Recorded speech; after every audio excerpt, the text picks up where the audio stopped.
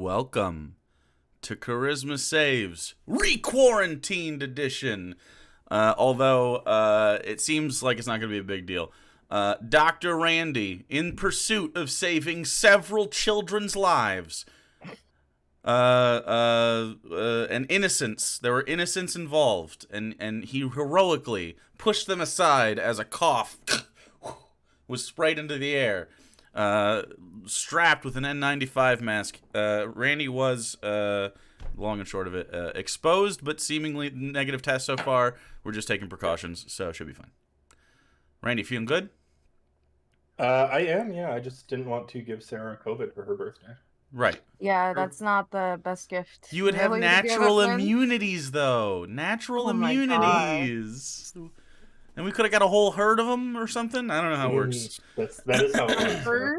Yeah, so natural immunity. That's how it works. Sarah, on her birthday, put together a quarantined overlay for us. So please wish Sarah a happy birthday in chat, and also all biddy donations tonight or subs or whatever go towards whatever birthday presents she's gonna get. Extra stuff. Extra stuff. So Extra? Yeah, extra stuff. Well, because we're going to dinner and stuff. Anyway, so, yes. Oh, look at that. Dr. Randy gifting 5 of them. Uh-oh. Forcing us into quarantine, but gifting 5. Hey, thanks, buddy. So, yeah, we'll be doing this. And unless Randy tests positive, we'll be back to normal next week. Or I guess any of the other people, but... Please, I hope. Yeah. I hope that we're back to normal. Yeah, I mean the week before we weren't here because of Blizzard, and we decided just to take a week off. It just felt like it was fine. But 2 weeks off, no.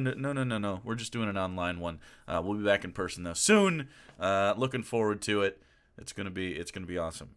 Is there anything else I need to say about that part? I think that's it. Unless there's anything PSA, Randy, you wanna give us a health update on anything? We need to do anything? You're the doctor. On anything? Don't go to the doctor's office if you think you have COVID. Like, don't just go for a checkup. Go to like the places that handle that.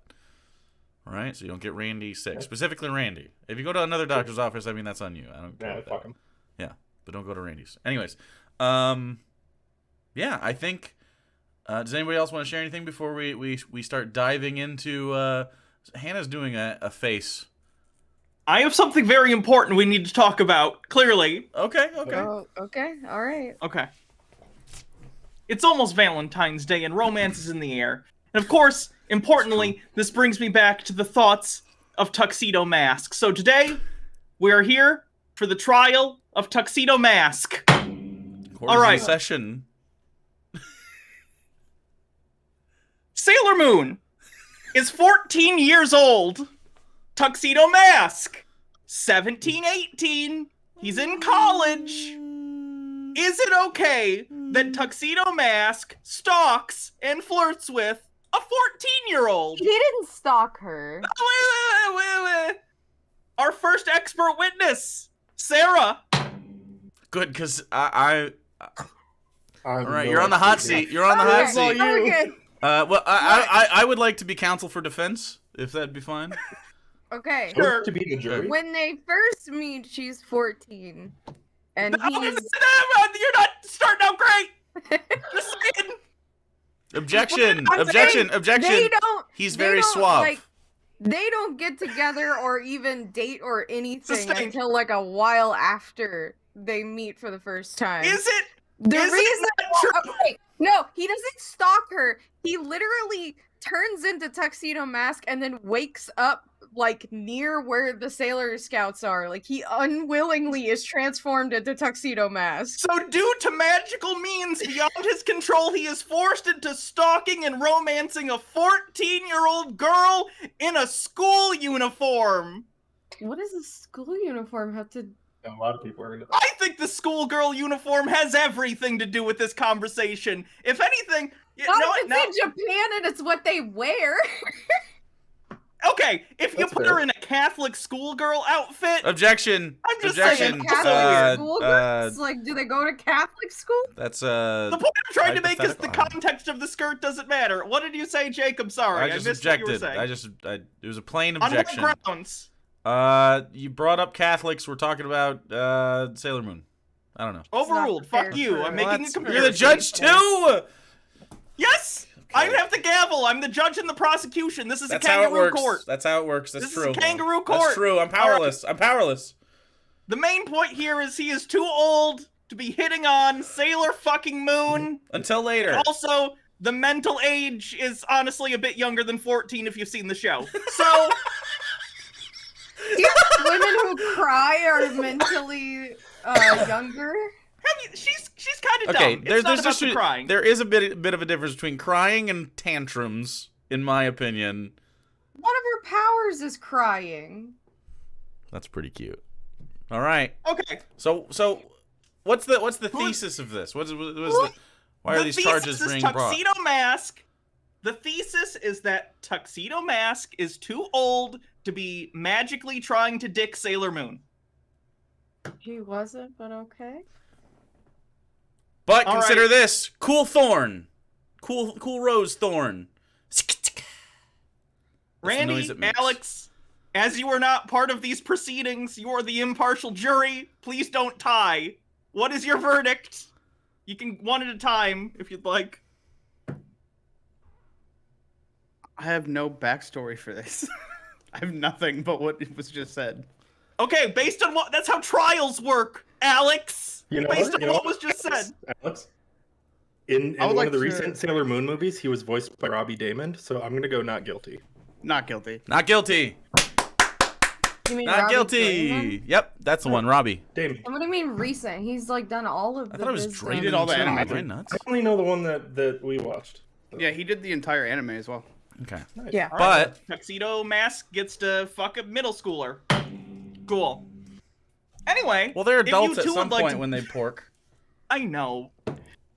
If you too would like to experience the fantasy of being hit on by creepy older men, Is this a sell? Like, is this a sell, or are you trying It's to make it so 100%, people yeah. don't buy the thing we're this selling? is a sell. It's a soft sell. Right now, it feels like you are influencing them away from it. Well, My guidelines were Valentine's Day and Sailor Moon. Okay, those were the guidelines. If you want a Couldn't better go for, like, ad, you fighting better- for love and justice. Hey, if you'd like to be fighting evil by midnight, winning love by daylight, and never well, those running from a are real- legally distinct words. legally distinct, very legally distinct. I don't know who owns Sailor Moon. Shh. No sue. Funimation. Funimation. Oof, Okay. That's the Don't worst. think That's you the Anyways. worst people do to own copyright that. infringement and then say no sue.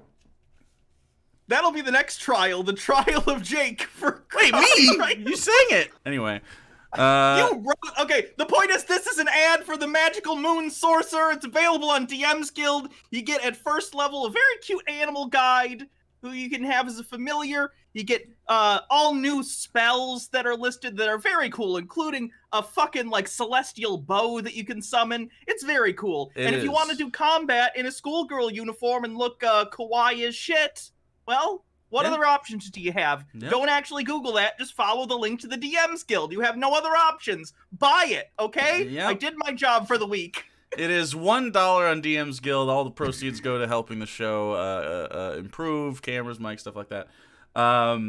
It is very cool, and it was hand designed, crafted artisanally by myself and also Sarah. Sarah had a big hand in this. I don't know a lot about Sailor Moon. And she did all the art for it as well. So you are supporting the whole show by doing it. It's a really fun thing. In fact, Mika Burton, famously, very famously, everyone knows about this, tweeted it out, and she really liked it. She's a big fan of it, and she sort of freaked out about it. And so it is a platinum bestseller on the DM's Guild, and a lot of people have really good feedback for it. I think it's really fun. So if you are into Sailor Moon or legally distinct other magical girl things, because it's all magical girls, it has basically it pays homage to that entire genre, and certainly is applicable to your 5e game. So try it out. It's a buck. It's a buck. Anyway, so is there anything else that we have to do? Doesn't look like it. There's a magical girl behind Sarah right now. Is there? It looks magical. It's like a witch, the cute little thing. She's a witch. Is that No, sounds that's girl. magic. That's just a technically witch. magical. That's a magical Okay. girl. This It's a girl is who's more of a- magical. It's a girl who is magical. She looks really great. That's a really fantastic traveling, model, by the way. Traveling witch Elena, which I got Yes. after 3 months of waiting. Yes, of course. I feel like calling that a magical girl would be like calling someone who had transformed into a Spider-Man. It's misleading at best. It's more of a man spider. Man Okay. spider. I'll accept man spider. Does whatever. Nope. Anyway, so I was gonna try to rhyme it, and the only thing that came up was apple cider, and then turned into a Jordan Peterson joke. So anyway, He's been posting on Twitter every 5 minutes for like weeks. Well, Is he he's- dying? What's happening no, to he's him? influential. It's okay. Anyway, so what is that? Without further ado, Hannah's rolling on the board. Without further. Oh, I did that earlier. Oh, did you? I just opened it. It only pops up when you open the tab. I did have a first things first. First things first, before we begin. Alex is awarded a DM's inspiration for using his alchemy kit to discover properties about the red goo in the last session. So, I would hand you one, but we're not in the same place anymore. So mark that down somehow. You have one DM's inspiration. Sometimes I watch the episodes back to take notes and stuff. I watch it on fast speed. And if you guys do anything that I didn't like reward at the time, sometimes do that. But there's another facet to this that is very important for all of you to listen to. Okay? We are introducing a new kind of inspiration. An inspiration that you can earn, my wonderful players. From now on, each episode, we will ask the audience about their favorite moments from each episode, and we will decide which of these moments grants the players fan inspiration. Fan So the inspiration. audience gets to? Yes, fan inspiration after every session. One of all the players can submit themselves by tweeting a single clip of their favorite moment from the game. It doesn't. You can nominate somebody else. It doesn't have to be you. Now consider this: at the beginning of every session, not every long rest, not every whatever, every session. So if we're in the middle of the fight, we stop. Session begins next time. You get a DM inspo at the beginning of, or a fan inspo at the beginning of the session. So this could have strategic advantages as the campaign continues during tense moments or whatever.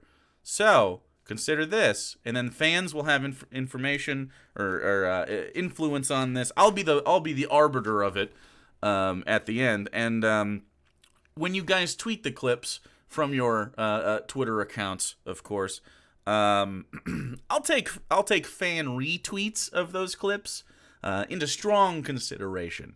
Now, I do understand that maybe me and Hannah might get a little bit of a bump on that, so we'll be weighted. But nonetheless, you can campaign for yourselves or for another player at the table with your favorite moments from the game. Just tweet a clip at the end of this, and then also you guys can join our Discord and offer clips like that and all that stuff. So fan inspo from now on, because I was sitting here last night thinking about like how we could incorporate the fans a little bit, and I think that's perfect.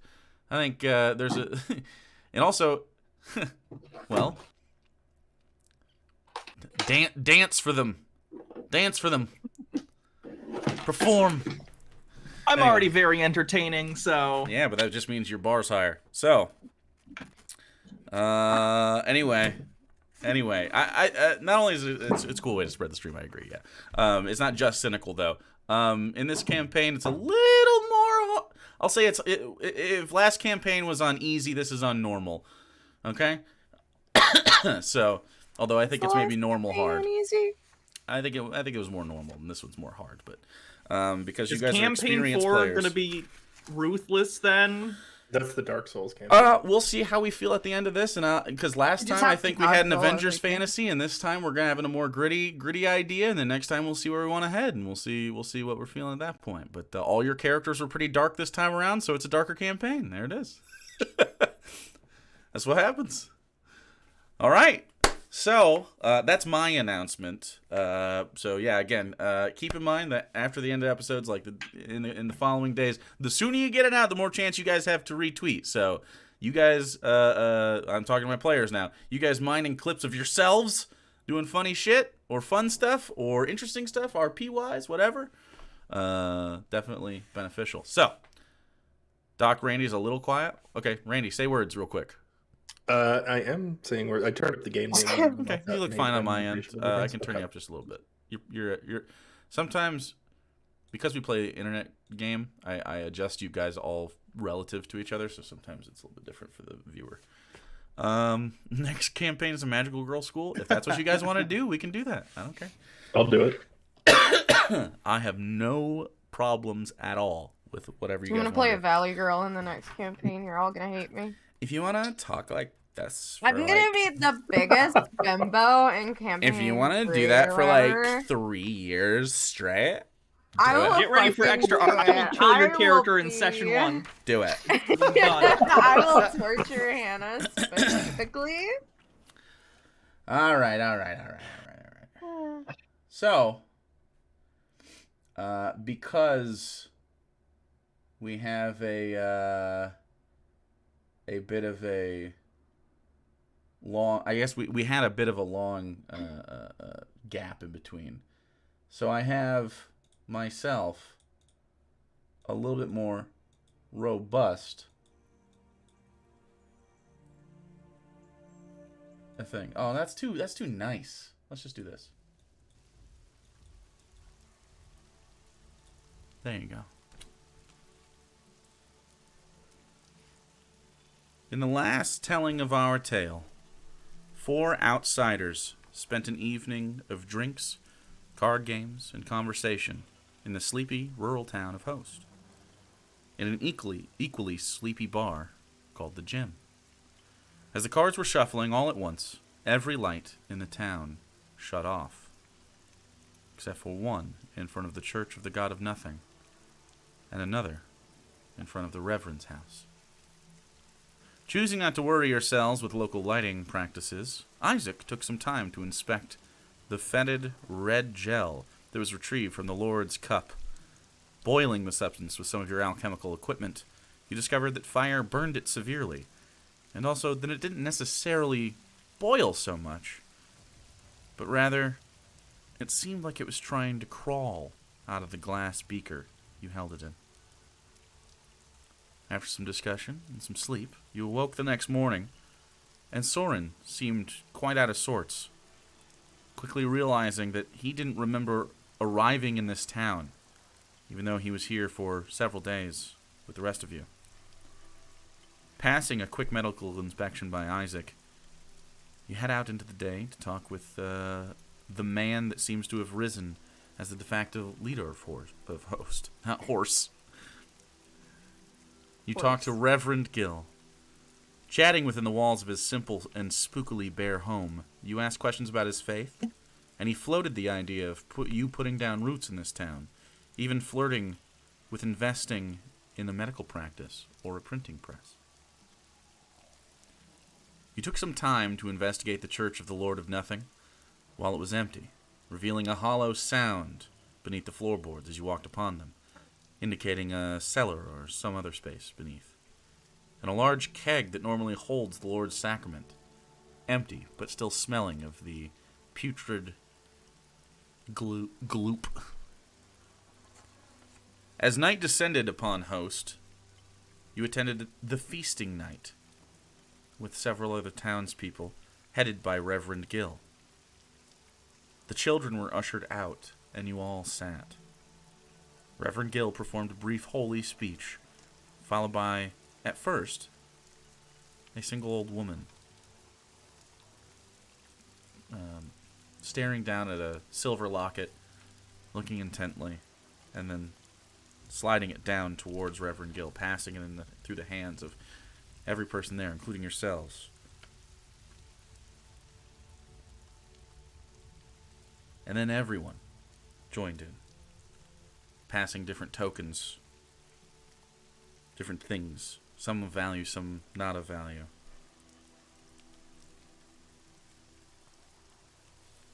Then you stood and shared personal stories with one another. At the end of this experience, Soren felt nourished, as if he had eaten a quality meal after the experience.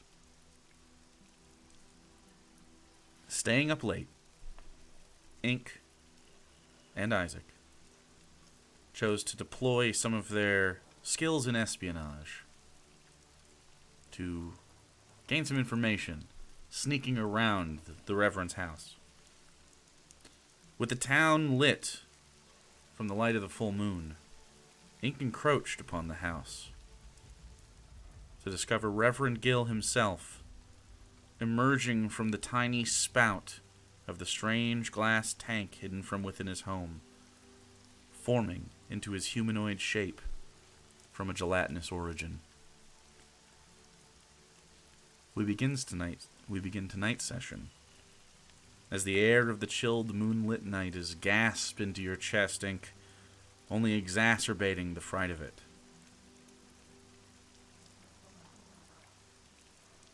You have a moment as you peer into the window, and Reverend Gill's humanoid form takes hold. And you push your body with I believe you had like a 20, I have a 20, like 3 written down or something somewhere. Yeah. It's quite a bit. Reverend Gill does not seem to notice you. He simply walks to his desk and starts writing in a decent-sized tome in front of him, the text of which would be simple to see if you simply focused on it through the semi-frosted window. Do you choose to try to do that? I would like to try to do that, yes. All right, roll a perception check. No. It's gonna be like, I see you.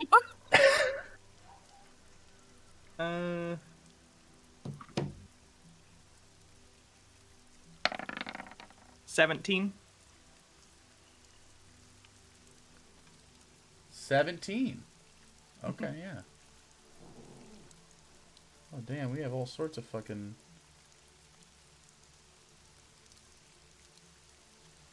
Look at... Damn. We're using our old Charisma Save server, or Roll20, to get music and... Whew, lots of stuff in here. As the rain of the night falls down, frosting the window in front of you, or steaming it, rather, you peer through. The glass sort of warped a little bit from its imperfect creation. And you squint. And as you do so, upon the tome you see what looks like an innumerable penciled scrawling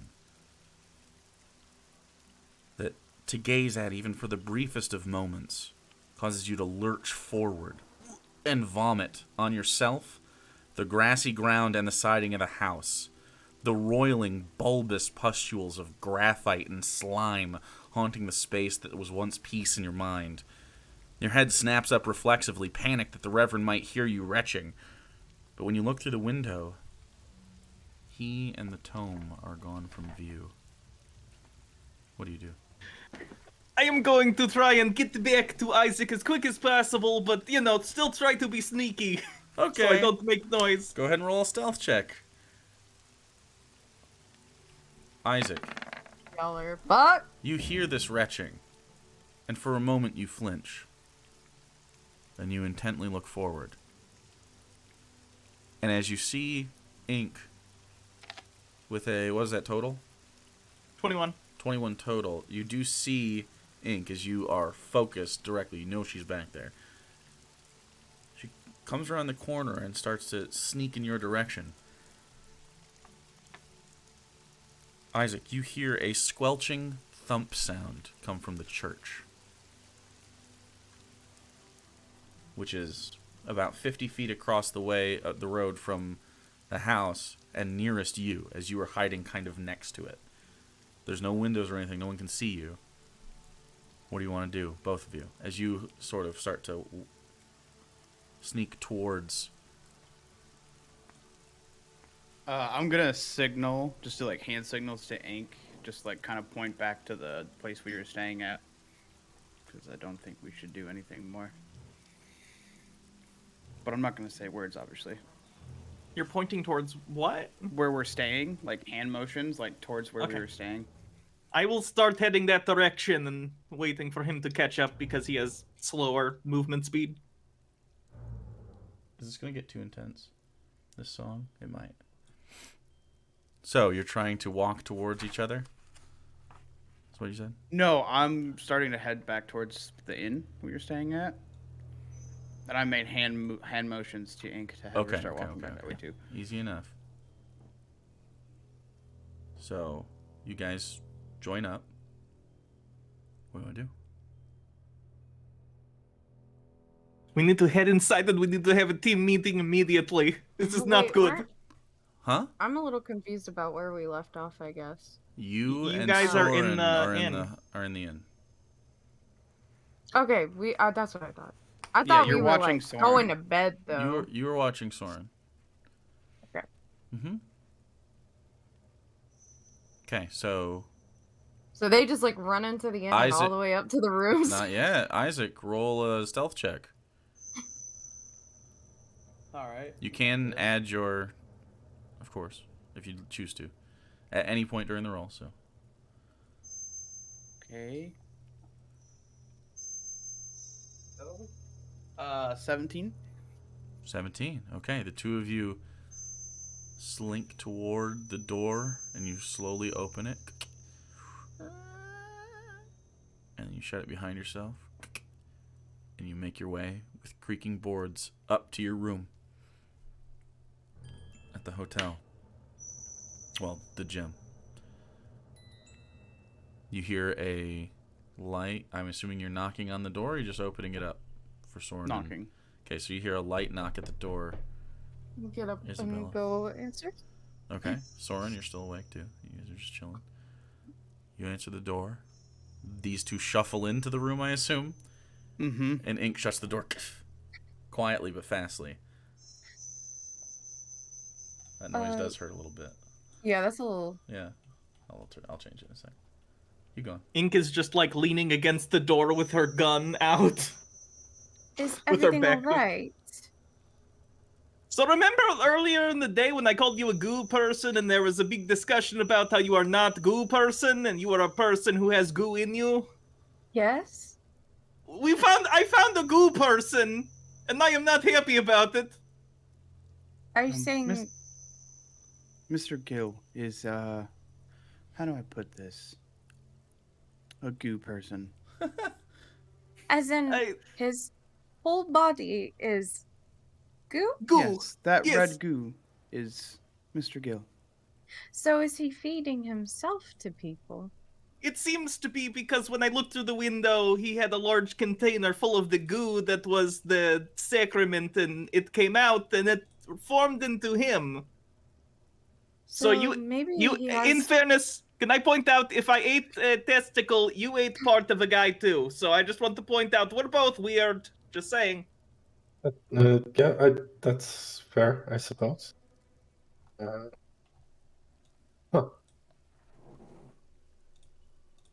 Soren, how are you feeling? I feel fine.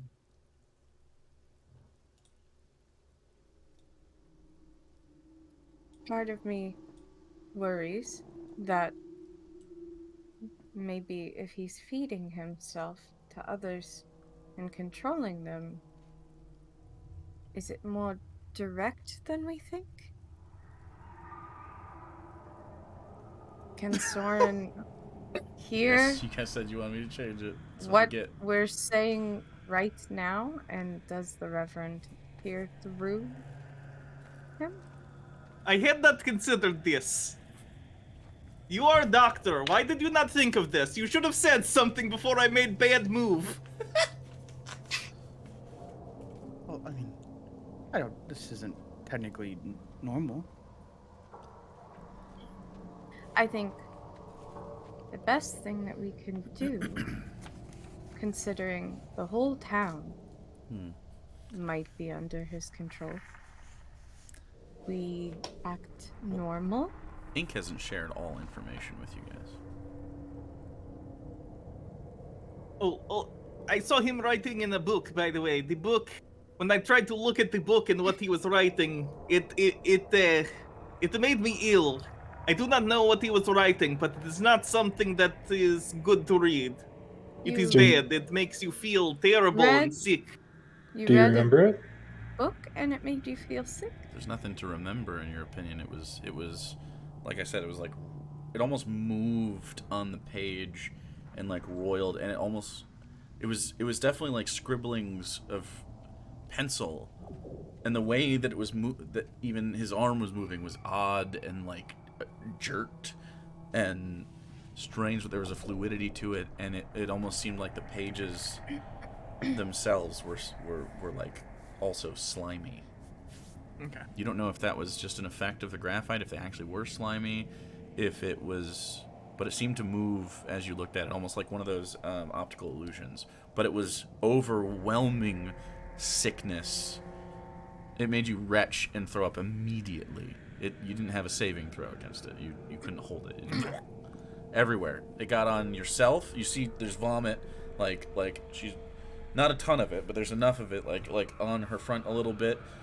There was some on the grass, and there was some on the side of the house that you got. I'm gonna press the digitator close. Okay. I appreciate that.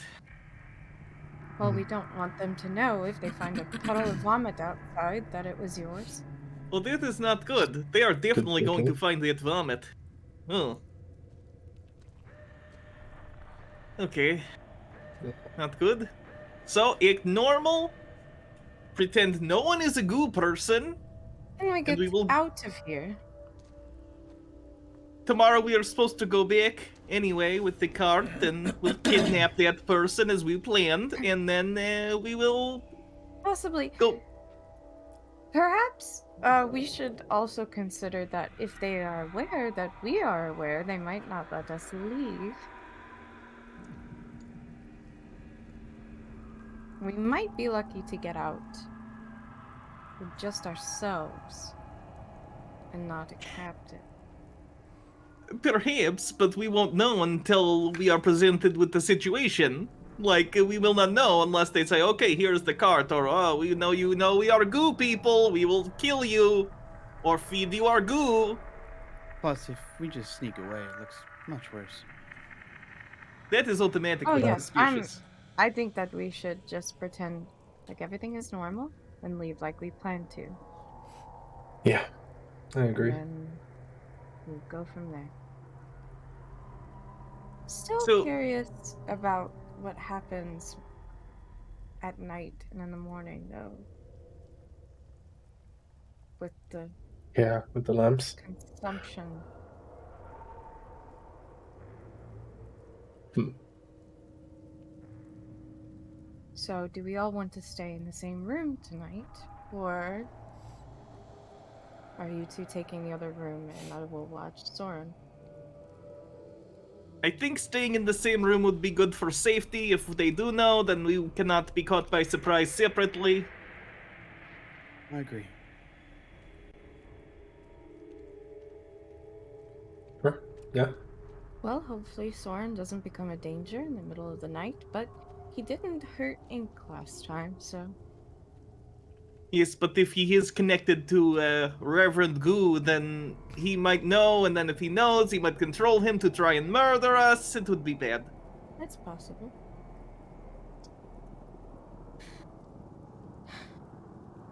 Oh, I like this track.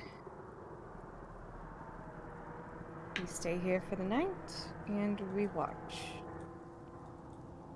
And hopefully, you guys didn't set off any suspicion.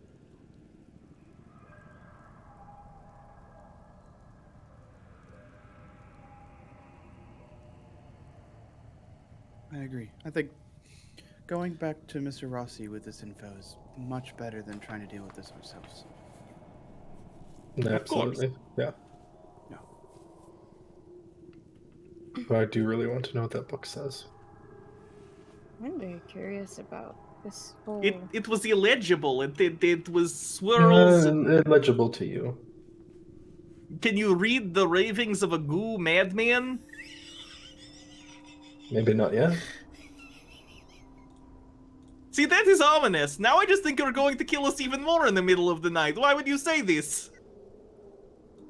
Well, people can learn things throughout their lives. So you could pick up new You skills. just said it and in an languages. ominous way. I think it sounded well. ominous. I'm a very spooky person. I guess. No. Just to her.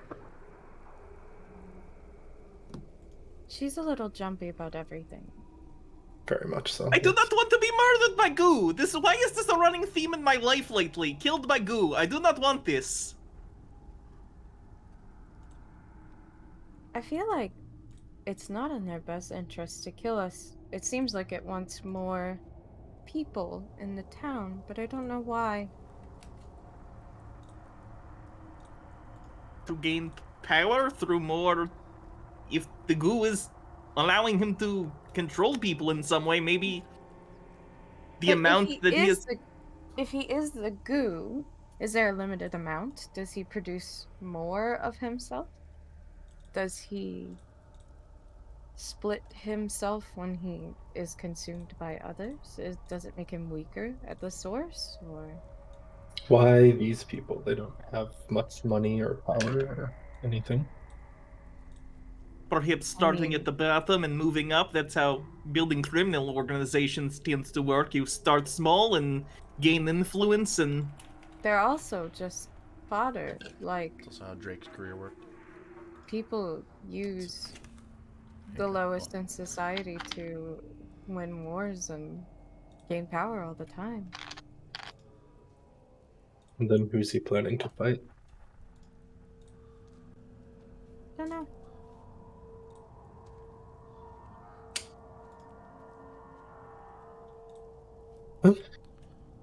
Hopefully Mr. Rossi will let us be privy to that information.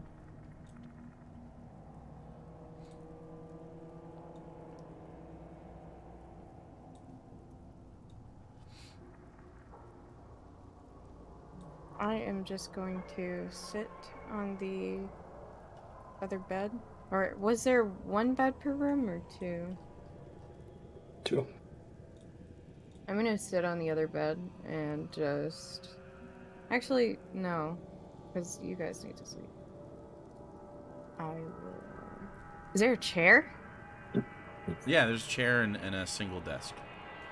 I will pull the chair over to the foot of Soren's bed and I will just sit. That's the most unsettling place you could choose. Would you like me to sit somewhere else? No, it's...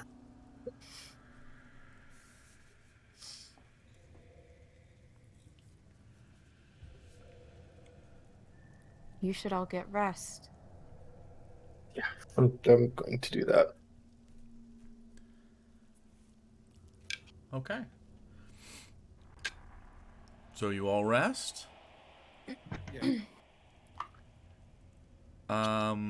Ink. As you try to sleep, I need you to roll me a wisdom saving throw. oh boy, oh no, that is... I have a bad score for that. That is going to end badly. Oh yikes, that is a 6. That is a Okay. big ol' 6. Isaac and Soren, you are able to sleep over the course of the evening. It takes a little bit, but after a while, sleep takes you.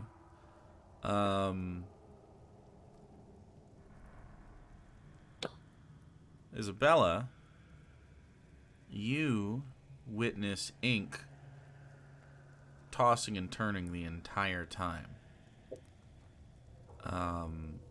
She has a restless night, and you do not gain the benefits of a long rest. Although I don't think you lost any other resources. However, you need to make a con save in the morning, but we'll get to that in a second.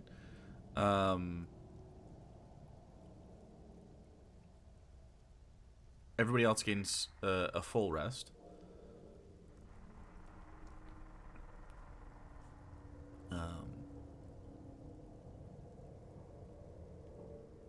So you all use you have basic food here.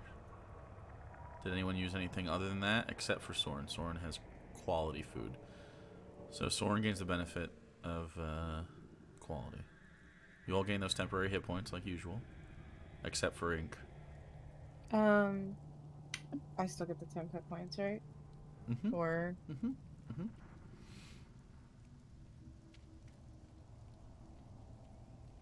wow, rolled a 1. Well, sometimes that happens.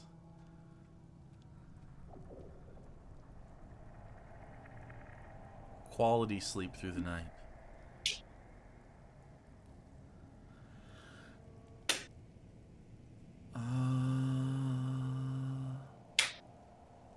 Isabella, as the morning approaches, about a half hour before sunrise, all the lights in the town turn on simultaneously.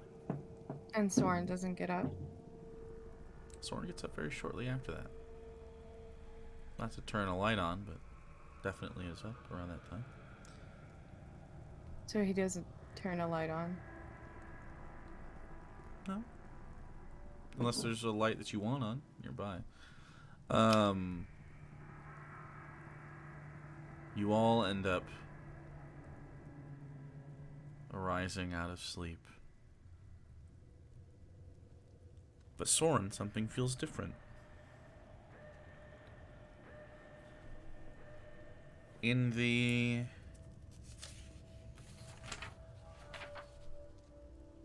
back of your folder that you have, behind your old character sheet that you scribbled on, there is a folded up piece of paper. I need you to open it. What the fuck is this? Oh. What? You have learned a new spell. And I'm just going to say it out loud. The spell is called Eat Memory. It is a first level enchantment. It takes 1 action. It's a touch spell. It's instantaneous. It has somatic and material components, of which you can read it out if you'd like. The material component is a You can pupating read the whole fetter thing. sac. You can read the whole thing. So the spell effect is you reach out and touch one creature. The target must succeed on a wisdom saving throw or take 1d8 psychic damage and become memory drained for 1 minute. While memory drained, the target suffers a -1 to all ability checks, saving throws, and attack rolls. A memory drained creature forgets portions of their most recent waking day. Roll 1d4 on the table below. While you know this spell, you gain no nourishment from food. Instead, you eat memories. In order to gain the benefits of a long or full rest, you must consume a memory every day. This counts as basic food. Eating a memory from someone who has never been memory drained causes this to count as good food. Consuming the Lord's Sacrament counts as quality food. You may cast this spell as a ritual upon yourself, and foregoing a saving throw. If you do so, you experience the memory drained status, gaining -1 to all ability checks, saving throws, and attack rolls until your next long rest. Every time you use the spell, you also feed the pupating fetter sac, and after feeding it 1d100 times, you stop knowing eat memory. It's eating memory? The pupatic what sack? A pupating fetter sac. I don't like that. I don't like those words in that order.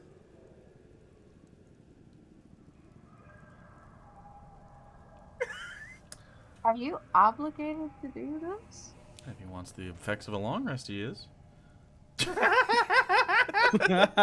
can do it to himself. To varying degrees. Your own memories. Yeah, to varying degrees. For those of you that are members of our Discord, I will give you access to this free spell that you can add to your own games if you'd like. Don't like that. Here, I'm gonna go to me for just oh no, I'm not. Never mind. Whoops. Scratch that. I forgot I don't have my own camera. You said it has the ritual tag. It doesn't have the ritual tag. You may cast Oh, it just for self on cast. yourself as a ritual. Yeah, it's specifically different. Is that a first level, do you say? Yeah. It's a first level spell.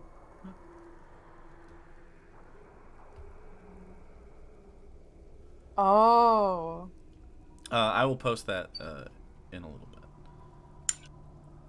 Actually, just bear with me for 2 seconds. It's gonna look funky for a second, but there you go. Charisma saves, general, boom. There you go. You guys can look at that yourselves if you'd like. So does Soren tell us this? Does Soren tell us this? As you awaken, you feel this, and you feel a light peckishness as you have slept through. You only need to do this once per day, just like technically we only need to eat once per day in game, but through the course of the day it'll count as something. But yeah, you still crave food in the same way, but it does nothing for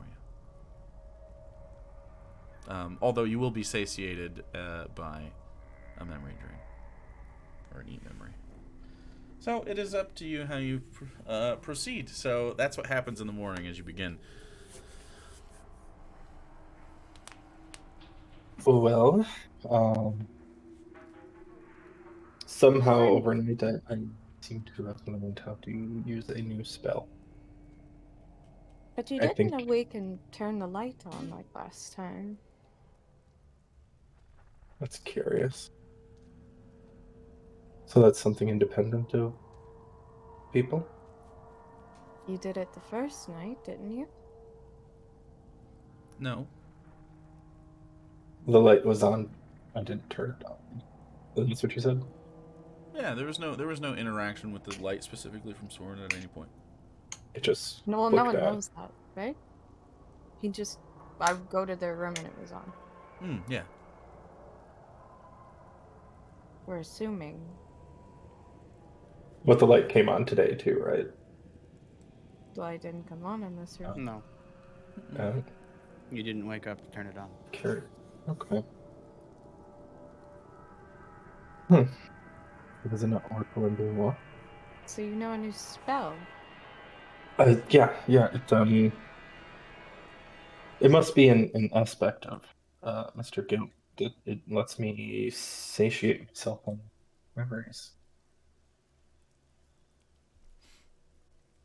Memories like the feast. Well, similar to that, I think. Taking memories from people and becoming nourished.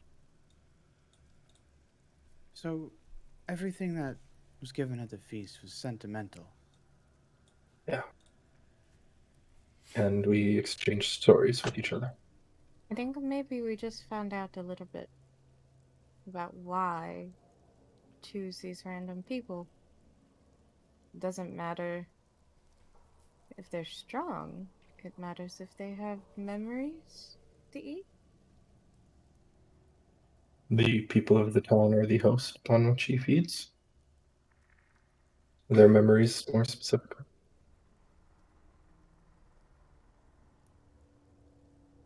But why would you be able to do it now?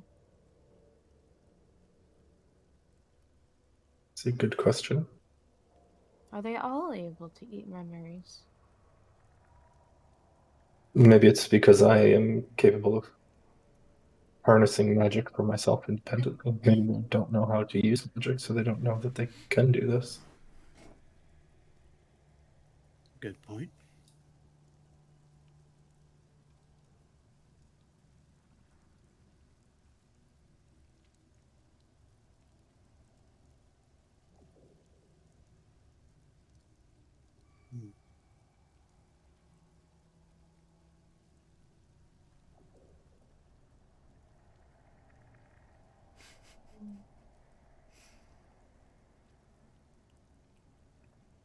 The light of the day begins to rise with as the morning matures a bit, and the town begins to operate as normal.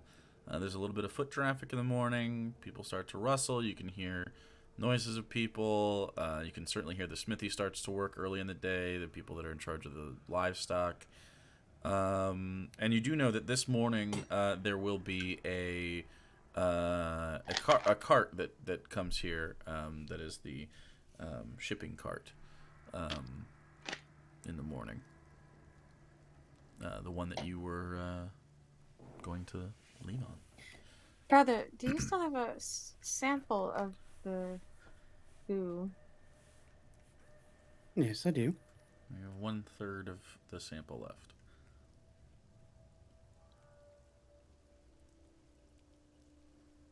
I need to do that con save at some point, by the way. Go ahead. Did you want to do something with it? Just maybe we should hand that over to Mr. Rossi. Fail. I agree.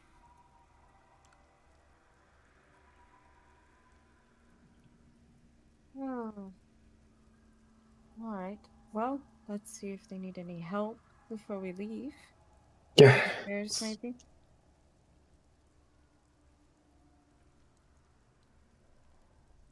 Is that a level of exhaustion then? Okay. Is that half speed at level 1? Or It's a disadvantage. disadvantage on all ability skill checks? Yeah. Okay. Yeah, and skill checks, not ability checks. Okay. Sorry. So the DC was 10 on that, though. Mm-hmm. Okay, so you failed that, which means tomorrow, Yeah, if you my don't, con if you don't succeed a long rest, it increases to 11, then 12, then 13. So, and you can't get rid of exhaustion levels without spells or rests. So.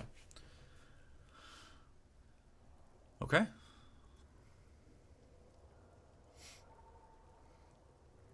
Was there more of a conversation to continue? I don't think so. I think we were going to just go help proceed things along until we can get out of here. Okay. So, you come around in the morning. The spookiness of the situation recedes with the daylight. As the small town of Host turns into the idyllic rural village that it appears to be. People go about their days. Children run and play in the streets. People go to the general store to pick up goods. You hear the clinking of silverware and things downstairs as people grab grub from the gem. You smell fires burning from the forge nearby, and you can hear the snorts of horses, and you can hear the sort of tones of people directing and heaving something. And as you look out, you do see a large cart in front of the formerly locked warehouse, currently open, and boxes and different things being pulled off and pushed in, and then some things being eventually put onto the cart. So what would you like to do with the time right now?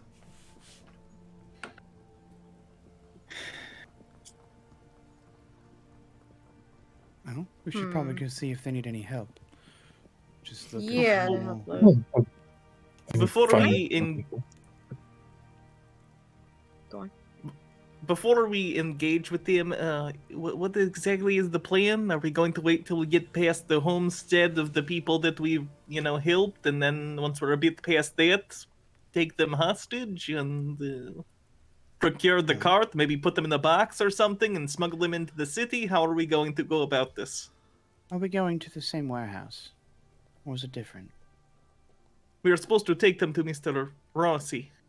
No, I know that. Well, no, if But we're where are making we the delivery going? to the warehouse. And the warehouse has that basement. If we can get them into the basement, we can just shut the door. And then have Mr. Rossi come pick them up. I guess, but we could also, if we have them locked in the crate or something in the cart, we could just take it to Rossi's immediately and say, hey, we have the guy. I think this Either will way- be a thing we have to figure out on the way. Or as That we is just go. my concern, because we will be on the cart with the person. We cannot discuss how are we going to kidnap them while they are in front of us driving a cart. So then maybe we come up with a signal whenever the time seems The person opportune. driving the cart isn't from Host. The person driving the But they cart are is doing- Thierry. You got word from Reverend Gill last night when you talked to him. Thierry is one of the people that were named as cart and truck, We like could shipping also people. wait. It's just one driver. There's one No one driver else? that was named. You don't. If no one else shows up, we could also go back to the house of the people we helped, and we could take them hostage because they seem to be aware of what's going on here. At least the father. It's not. That's very true. I feel like that's going to be a messy situation. How do we... Either way, it's going to be messy. I guess I just do not want to hurt the son, for instance. He does not know what is going on. He's just going to think we are kidnapping his parents for no reason. It's okay. And- Someone could eat his memories. Oh, well, Actually, that's not a bad idea. Maybe. morally that is Maybe. questionable, but practically speaking, it's a pretty good idea, so... I'm not sure why you keep being so concerned with the moral argument. Because I do not want to hurt people who do not deserve it. I understand. I rob people who deserve it. I rob people who, are asshole. But, innocent kid kidnapping his parents, he does not know why. That is not fair, Do we taking his know he family is away. innocent? We do Are not know, we- but why are you presuming he is not innocent? He is not part of the church. He is not taken of the sacrament. Well, I mean, they still do owe us one, right? We might not have to kidnap them. Hey, you owe us one. Please get in the cart so we can deliver you to mob boss in city. Don't Yes, tell them that just- part. Yeah, why would we tell them that? Okay, what is the cover story then? I am going along with this. What is the cover story?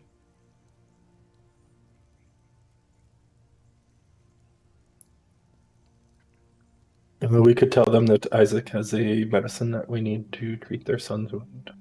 But he left it back in the town. We have to That get is to true. them. That is not bad. We only need one of them. We don't need both. And one can stay with the kid and one can come with us. And then we take him to Mr. Rossi. Yeah. At that point, we wouldn't even necessarily need to kidnap cart person or harm them in any way. No, We it's could just... Just a free ride.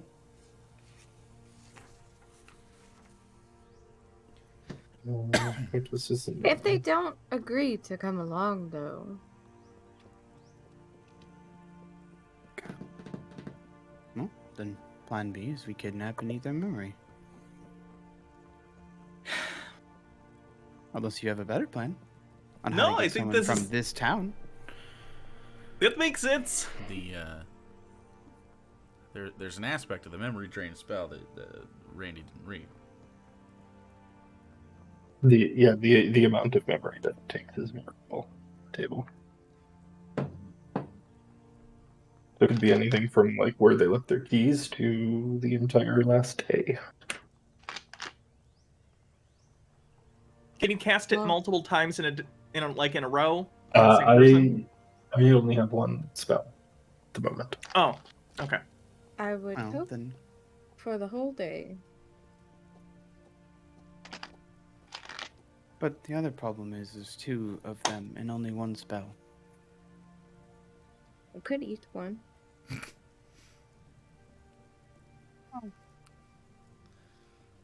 I'd rather not. They haven't done anything to us. Better Been wipe the nothing Also, what memories does it- after we fucking eat the other, the spouse of the other. Love that shit. You could eat one and then wipe the other's memory. They wouldn't even know. Again, it is a tenuous chance. You have a 25% chance of In actually that wiping case, the we whole just memory. eat both of them. So Then we have nothing. I feel like...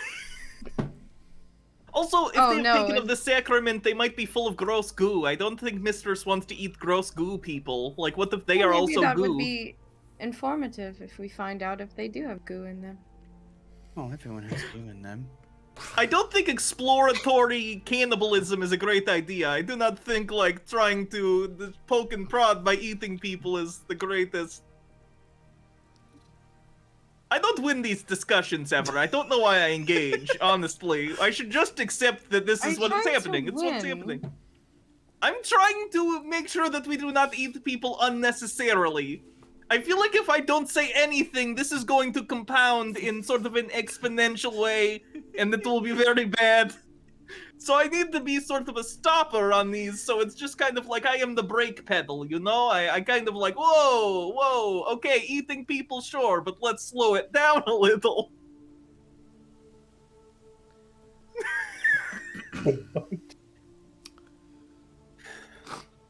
Tracks. Also, you guys, it's not Ellie. It's It's the Miko. Miko. Miko Biko. The most You can grumpy tell because he lad. still has a cat shape. He does. He's not a blob. He's also surly. He's so grumpy looking. He's such a grumpy asshole. But he's such a rag doll about being held. No. Like it's kind of lumps. Like he's Yeah, he's cute. Okay. So, the morning continues on. The cart's going to be here for a while. It's not like they're leaving immediately. In fact, the driver, Thierry, seems to have left the cart and gone somewhere. So, you from your vantage point, you assume that's Thierry because he wrote it on it. He's a sort of a tall, lanky guy, otherwise nondescript, humanoid, maybe half elf, but you can't quite see. Probably human. There's a little hat. Should we engage with anyone in town? Do we need to do anything, or are we just waiting to sail? I'm pretty much just waiting to leave at this point. Yeah. Yeah.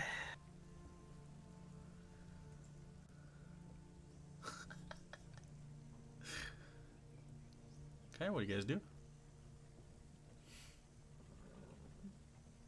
I'm just going to sit kind of near where the cart is, wherever it's comfortable ground, or if there's like a barrel. Oh, you're gonna walk that's out there. Reasonable. Okay.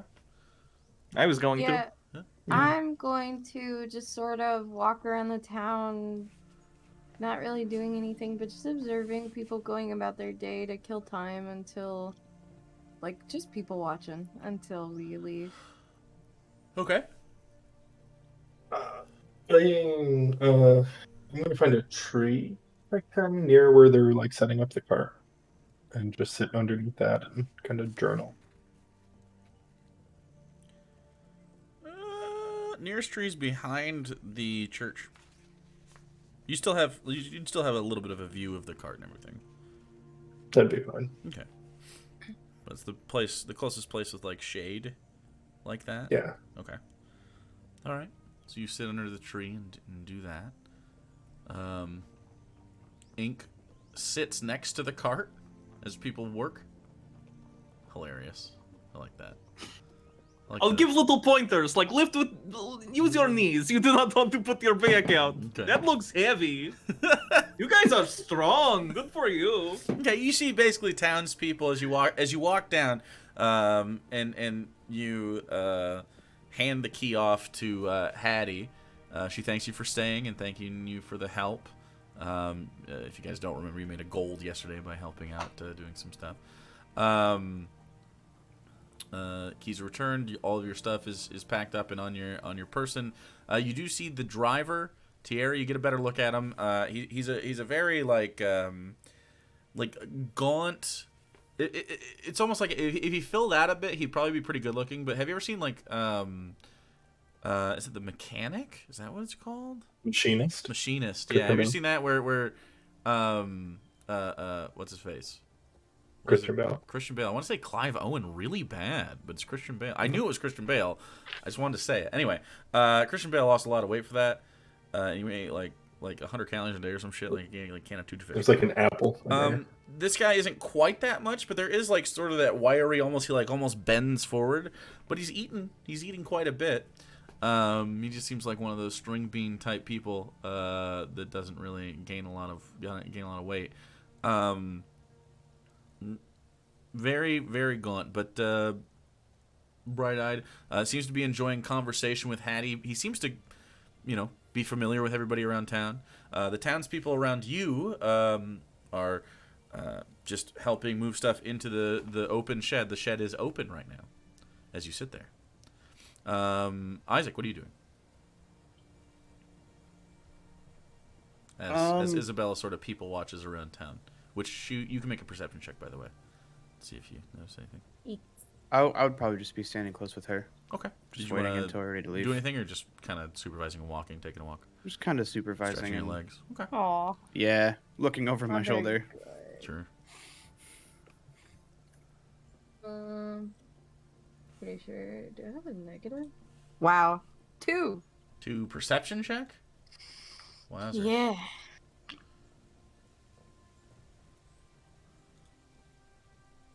Okay. I'm much better at investigation, okay? Much better investigation.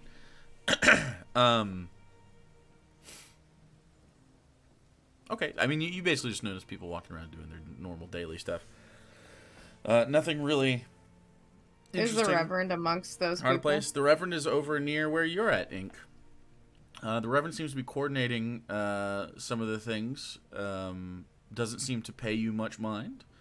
At least not right now. Acknowledges your presence, but is not like ignoring you, but isn't like focused on you at all. Just sort of like nods in your direction, smiles, and you can hear talking from within the shed. And I say shed, it's almost like a warehouse, but it's just small. But it's treated as such. It's a storehouse of sorts for the town. You're on the other side of the cart, sort of sitting there as it's open. Did you want to do anything? Can I look inside and see if I see, just looking for Just from anything where you're suspicious? sitting, or do you want to walk over? I walk over and I'll kind of, as I'm doing it, I'll be like, "Do you guys want any help? I'm sorry, I've been sitting here. I'm very rude. I'm from the city. We do not consider others very much. Do you want me to?" And I'll kind of look Roll a perception inside. check. And... Go ahead.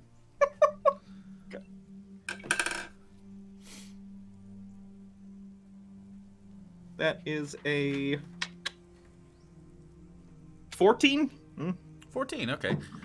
You look inside, and you see in here, it's got like double doors that open and sort of pull side to side. And there's large boxes. There's barrels. You recognize some of the barrels from the inn. They seem to hold liquor and beer and stuff. You see some crates not being taken to the shed itself, but being taken to the general store. Some of them nondescript, some of them mostly foodstuffs, grain, probably from the farms to the south. You see some apples and things. There's a couple crates that sort of jingle like with glass on the inside as someone holds them with handles. And they use a dolly cart at one point to take some stuff to the general store.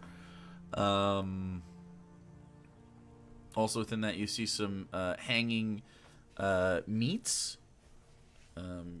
Kind of like an impromptu butcher shop, but it's not like just carcasses. It's like cured meats and things that you would keep dry. There's a place over at the end, and then there's another door. It almost looks like like on the inside of that like main warehouse area. It almost looks like another sliding door. I can only describe it as, Ink wouldn't think of this, but Hannah might, is similar to a walk-in, but it doesn't seem to have like a cooling effect. It just seems to be another separate area that is shut, and it has a small padlock on it.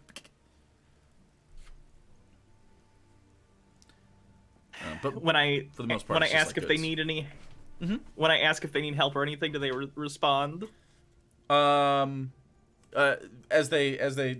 get handed some things, but like, and you basically hold crates of what seems like 14. I say you can kind of suss it out a little bit. It seems as though there is some kind of liquor that is produced out here that is being imported into the city. You also, I'll say, because you have some tabaxi senses, your sense of smell is maybe a little more acute. You can smell that there are some meats involved in this. There's a it's like a thick sort of, it's definitely a wooden crate on the outside, but it almost feels a little cold to the touch, and the smell of meat sort of comes from there as it's put over. It seems to have maybe not a cooling effect like magically, but something cold inside of it. There are some other things that you can't quite place that are within there. Some things that they handle themselves. All in all, you probably do it for about 15 minutes before there's not much for you to do. You sort of step aside. The whole time are there people around, like, the whole time? Okay. Yeah. There's the Reverend, who isn't really orchestrating stuff, but is more like being chummy and talking to some of the people. There is the work. Thierry himself, the driver, doesn't seem to be dealing with this. All in all, there's probably like 5 other people and Reverend Gill that are always in and around this place. All of whom are male. Seem like farmhands, just like physical labor to lift stuff. They don't seem particularly important to anything else. You recognize 3 of them from the church service from last night. Okay. I'm going to, since we're just kind of hanging around there anyway, I'm going to try and start a conversation with the Reverend to suss out if he's acting weird. I know you said he wasn't, but if we have like not a long conversation, but just kind of a casual chat, I want to see if it seems like he is. Sure, what do you want to say? As he's basically just like, there's a lull in the time and you see an opening to talk to him. Reverend, hello. Good morning. How are you doing today? I wanted to thank you again for allowing me and my friends to travel with the cart. I appreciate that very much. Oh, absolutely. I'm doing well this morning. Did you sleep well? Sometimes I tossed and turned a little, but, it happens. It's a little weird being out here. It's too quiet. I'm used to the city noise, Yeah, I do know what you mean, but, well, sometimes we need a little, serenity to, truly rest. Of course. Did you have a good night yourself? You look very refreshed. Yes, of course. Used to these, bedtimes now. Can't seem to oversleep at this point, but, yeah, I wanted to thank you. I will have something before you guys leave for you.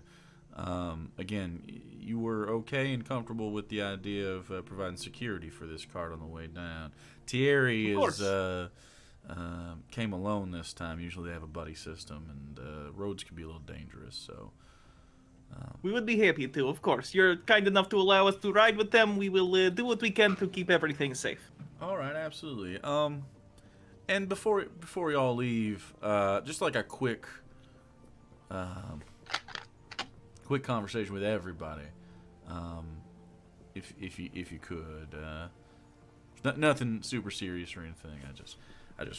I'd be remiss if y'all left and I didn't, bid you farewell properly. So.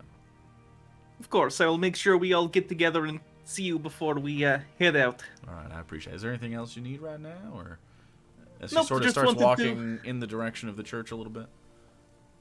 Nope, just wanted to say hi and again, thank you. So. All right. Thank you. And he puts a hand on your shoulder real quick and just sort of pats it calmly and politely, and then walks away. Ink kind of does this afterwards. Okay. Checks for stickiness. Just normal. Okay. So you have a little bit of Did time. he If you guys... seem? Go ahead. Did he seem like? Could I do like a? Oh Insight. God, what's the word?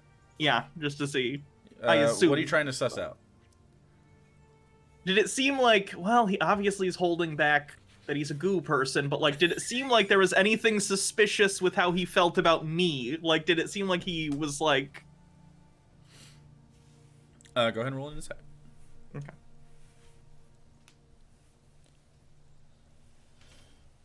Oh, that's terrible. 8. 8. He seems to like you. He seems like Great. a lot of people. He's very what's the word? Is it amiable? Amenable? Something like that. Amenable.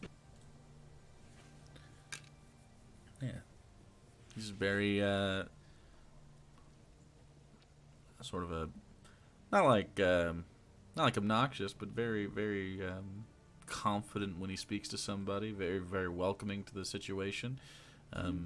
He immediately, despite your best efforts, you do find yourself falling into comfort as he speaks to you. And then so you waver. You sort of ebb and flow between like what you know and how you feel when you talk to him.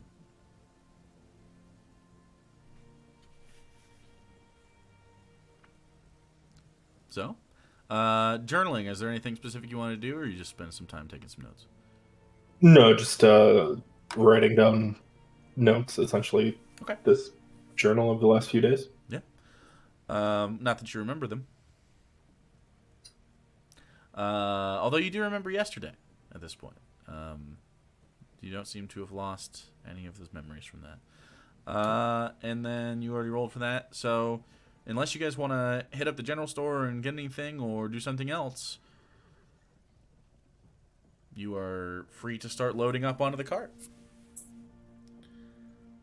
I'll let them know he wanted to talk to all of us. Okay. So Ink sort of walks around everybody and comes up to the twins. Reverend wants to talk to us. Go to Sora. Reverend wants to talk to us.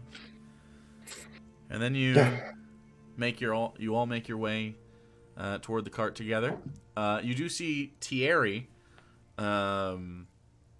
exit the gem and walk over to you before you start talking to the Reverend, who is not in view right now, as you sort of put your packs up onto the cart in the spots that are allowed. There's seating up front, and there's seating in back, comfortable enough seating. You do know that you will be trying to get through the entire day, because you are much faster on a horse-drawn cart, of which there are 2 horses on this.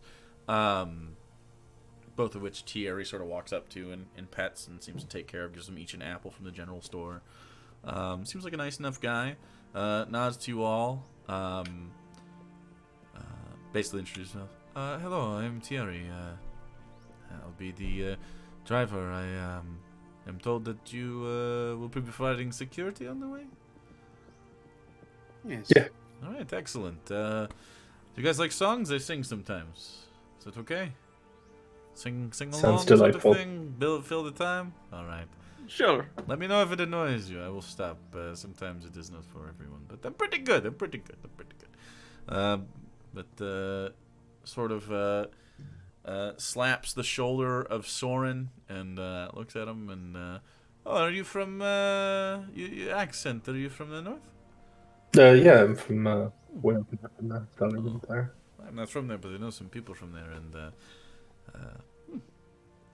this is nice. It's a what's the word for it? It is a hearty accent. I like it very much. It feels like it's like you eat stew all the time, and you're a little chilly, but you are next to a fire. You know what I mean? Yeah, Maybe you don't. sounds Maybe like you don't. Maybe you don't. Trying. Well, bit of an amateur. Well, the song learned for nothing. Let's just say I write a bit. I'm trying to work on my. It's not working. Anyways, I'll keep driving. And he starts to climb up, and he starts to move stuff. Feel free to sit anywhere that there is space. Do not concern yourself. He was finally awake. Yeah. After a bit of time, as you put your packs up and everything, the Reverend does walk from his house over toward all of you, and you see he seems to have something that he's holding. And as he gets closer, it seems to be a few slips of paper. Well, I just want, and he sort of folds them in his hands. I just wanted to take this time to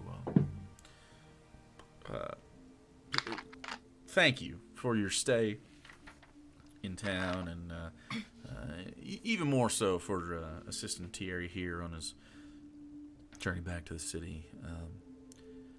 So, anyway, as a token of my appreciation, I'd like to offer you this gift.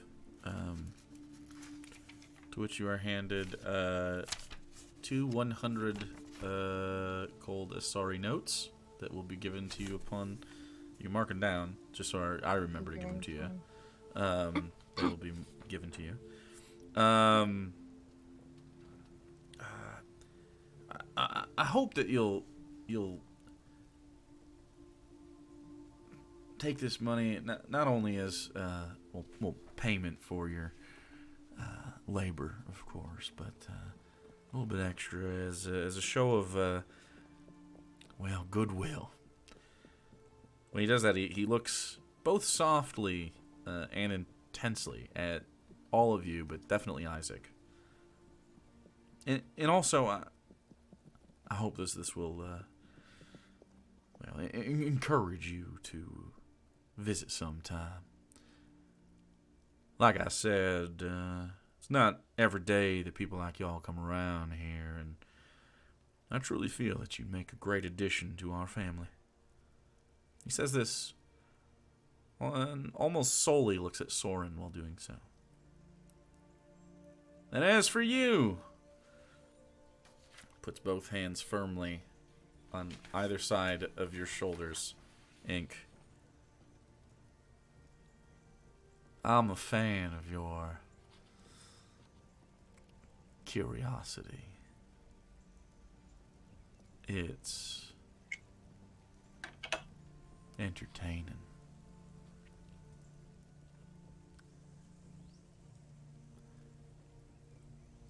So next time you visit, I think you and I can have a bit of a longer conversation about your skepticisms.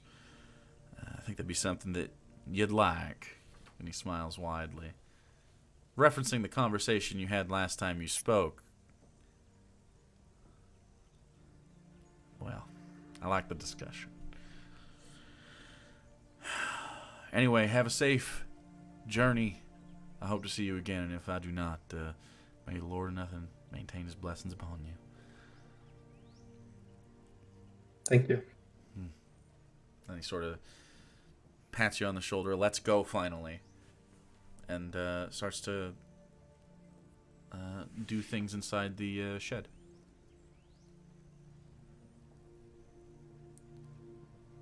Well, are we ready to go? Yeah, I think we are I ready. do so. Yep. Yeah. Okay. All right.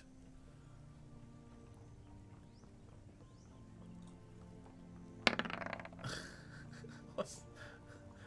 How come every time I open this, there's a dice being rolled?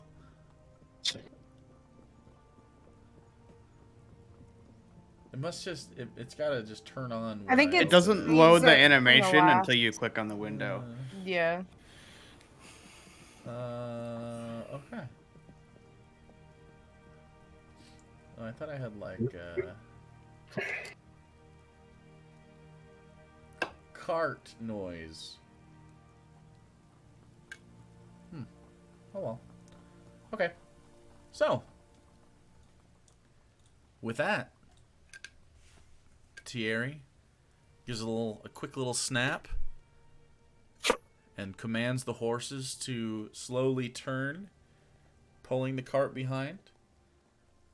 And starts to head out of town on the road south toward Ebon Falls. You see Host descending further away from you into the background. You're all in the car. Are you all sitting in the back, on the front? Where do you want to be? You can kind of hear each other from wherever. Jerry sort of whistles to himself, not really paying attention to whatever you guys are doing. I guess I'd be towards the back. Sure. Yeah, sure. I can sit in the back. Back. Okay.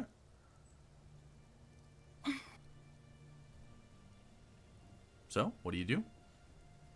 As the clip-clop of the dual horse cart filled with goods of nondescript origin and contents.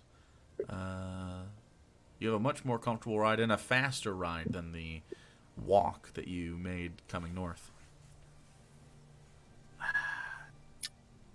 Are we? We need to tell him about the stop we need to make, right? I was going to say, Isaac, do we need to get that medicine for the family? Yes, that would actually be a smart idea.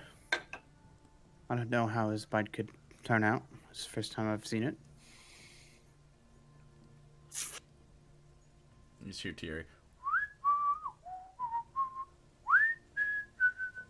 Thierry, sir, one moment. On the way back, we'll be passing a homestead of some Turns and listens. people that we helped the other day. Their son was beaten by some sort of animal.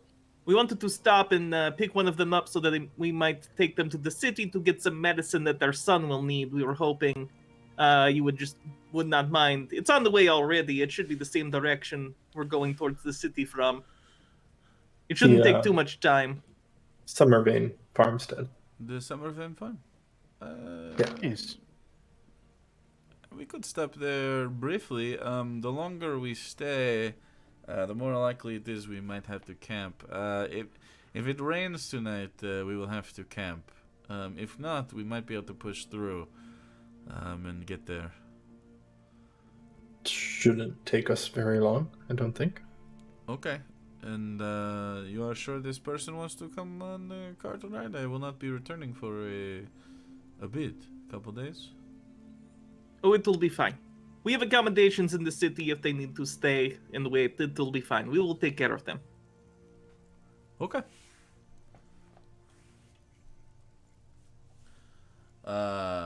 As you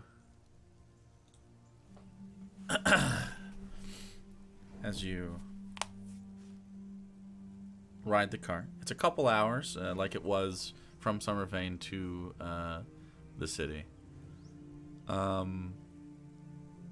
You have some time if you want to talk about anything. If not, we carry forward to the Summervane farm, home of Art, the teenage son, half-elf, an elven mother named Louise, and the human father named Cal. As you approach the edge of the territory of the homestead, what have you been doing for the last couple hours? Anything at all? Just nodding off, trying to catch some Z's? I've been reading Soren's book. Okay. And this is the one about Nusonis? No, this is the first book. Oh, what lurks in the mines. Yes. Okay, so do you want to give I guess would you like to describe what you would consider like the first bit of the book, like first couple chapters or whatever that she's able to get through? Yeah, let me find it. Sure.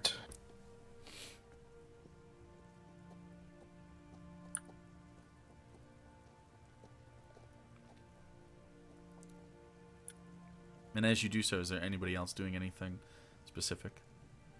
Ink's just gonna try and sleep Catch as many because she didn't get a Z's as good you night's. can. Okay.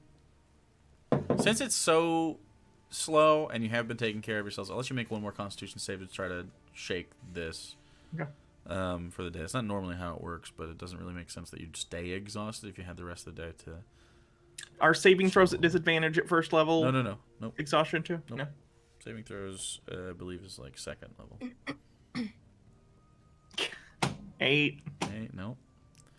Alright, you remain exhausted, unable to even catch some Z's. Every time you close your eyes, not necessarily the images, but like the feeling that you got from those terrible, terrible pages haunt the peaceful edges of your psyche, unable to shake it. Okay, wait for Alex to get back. What was the book stuff? Yeah. So it is set in a remote village far north of the Zelleran Nation. So far north that it's almost completely isolated from even the rest of the nation. Nobody ever moves into the village. Out of the village, people are born there and they die there. The only regular contact that village even has with the rest of the nation are the trains that come up from the capital of Odium. And they haul basically copper from the mines back to the capital. All of the able-bodied men who live in the village work those mines basically until they are physically no longer able to carry a pickaxe. And just kind of in passing, it's hinted that if an outside observer were to walk through the town, they would notice that the women far outnumber the men. And there are basically no elderly men in the village, but there are elderly women. But the villagers themselves seem completely influenced by that. They don't really take stock of the odd imbalance in the genders there. So it just sets up kind of a very odd, isolated feeling village with something amiss. It doesn't quite go into what just yet. Okay, and that's how much you've read over the course of the last couple of days. Okay. Anytime you've gotten time. Okay. So as that happens, and you sort of put your bookmark in there, ink trying to nod off, the other two in thought, unless you want to do anything else. Okay. Thierry sort of raps on the back of it with his knuckles and sort of looks back. Hey, your farm is coming up. You want me to pull into the house or you want to walk up? You could probably pull I'll in. just pull in. All right. Familiar. Sure. And he turns the horses, and they start to go up. And as they do, excuse me, both Art and Cal are near the farm or the barn that you guys stayed the night in, and sort of that cattle rancher look with the thick gloves, 3/4 sleeves rolled up. A little neckerchief around, a straw hat, a decent-looking middle-aged man Cal is, and particularly when he is, doing farmer stuff. You get it. You understand that maybe what the appeal was, especially in his younger years, that Louise, an elven woman, saw in this human man. Son Art taking after his dad, very strapping as well. They both are lifting different piles of feed for the horses outside. And as they see you walk up, Cal takes the neckerchief off, takes his hat off and sort of wipes his brow, sort of raises his hat as sort of a wave and looks over, recognizing Thierry, and just sort of starts meeting halfway down the road and puts his hat on. Walks up. Hey y'all, what can I get for? Oh, welcome back, Doc. Thank you. Yeah. As you sort of step down to talk to him. Back in the city, I have a medicine that I think could really help Art here if something goes wrong. I'm not sure about the moon chips that we saw because I've never seen it before. But I have something that might be able to help back at the city. If you'd like to come with us, we can get you back here. We have ways to get you back here. We're gonna get you a cart. Oh, medicine for art. Like for infection or something? Yeah, Hmm. just in case. I got a lot I of know you work guys to are do kind of around far here. out. Of course, it Yeah, won't be you long. I are. promise. How long? About a day's ride. So I'd have to spend the night. Yeah, we have a place for you. We just might not be coming back out here ourselves, so we'd like to send it back with you. Well, Art, how you feeling? He goes, I'm feeling fine, Pa. Is that every kid ever? Yeah. What would be the cost for this medicine? Oh, it's absolutely not a problem. Don't worry about that. Well, I don't know if I can leave. Maybe Louise can spend some time. She hasn't been to the city in a little bit. Maybe I can send her a little money. And why don't you give me a sec, guys, and just sort of hang out on the cart here, and I'll ask Louise about something. And he walks back into the house, nodding to Art. Art continues to do his work. 5 minutes go by. 10 minutes go by. They both walk out together. And she sort of walks up to the cart alongside. Thierry at this point has leaned back, and you see he pulls out some sort of like hand-rolled, maybe a cigarette or something, and is smoking it and enjoying it. And has stepped down and is taking puffs of it and just stroking the horses and checking their bridles and making sure that they're good to go. And he gives them each another apple. He seems to spoil these horses a little bit. He seems like pretty good about it. And you are making a pointy thing. What is this? Quick question. Yes. Do we remember that both of his parents were part of the church? Oh, yeah. Both of them did Yeah. partake in the sacrament shit. Yep. Okay. Gucci. Gucci? Okay. As they walk over, Louise speaks up. Yes. Calvin says that there is some medicine in the city. That is correct, And you're yes. offering it to us. Mm-hmm. Well, that is quite generous.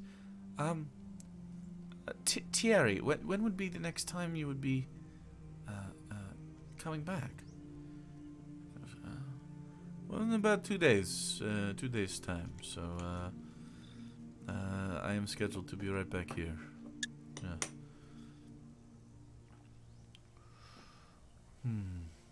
We have plenty of money to cover any sort of accommodations you might need.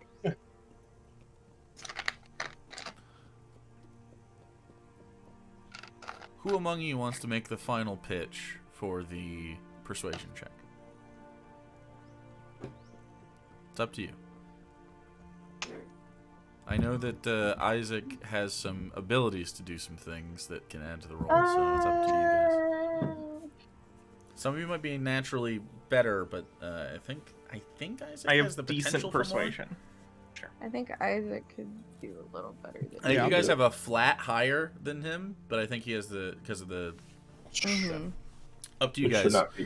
It just depends on what you're gonna say, and then you have to make a persuasion check. The Can I have an idea if Isaac doesn't want It's up to you. to?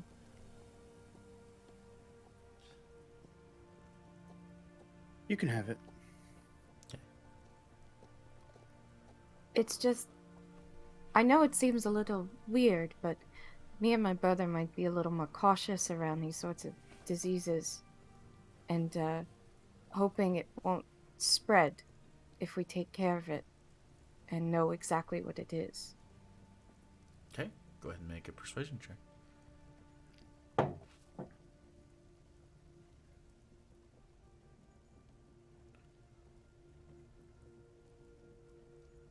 14?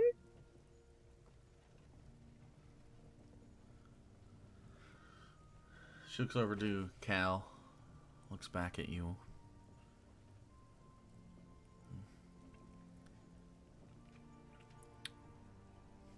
Cal sort of gives her a pat on the shoulder, and he's like, "You deserve to be able to get out of this quiet place for just a second and go hang out and help our son on the way. I think that's fine. I don't think anyone's gonna miss you around here too much, though don't stay too long." And he sort of leans in. You hear him sort of mutter some words to her as they sort of hug, and he kisses her on the cheek and he calls her darling. She says, "Okay, this is such a generous offer. Yes. All right. Thierry?" And she holds her hand up, and he's like, as he's climbed back on the cart at this point, and he puts his arm down and helps her up. She puts a bag up. "Well, all right. This is some of him. I will bring her back soon, Cal. Promise. Safe and sound." All right. Well. And she Art has come over at this point, and she gives him a little bit of a kiss on the forehead, and he goes, "Okay, you guys keep my mom safe. All right?" Promise. All right. Do not worry. They were hired to provide security, so it should be fine. The roads are not that dangerous. Sometimes we have some wild animals or something that come about, but all in all, there's not much banditry around here. We should be just fine. So, it seems you have a person in tow, agreeing to go so that she can have medicine for her son. You have nothing to send her back with. You have no plans further than this, but nonetheless, you have tricked this woman onto the cart to go to the city with you. So, we're effectively accidentally human trafficking someone, and I don't like this. It's not accidental. Thierry, It's fine. Yeah, it's on purpose. Mod check. Thierry turns the cart, and they start heading off. So, your journey south continues. Is there anything that you would like to do over the course of the day on this sleepy cart ride towards the city? As, of course, again, you go through the very rural areas. It's mostly open fields, a little rolly hills. You see homesteads every once in a while.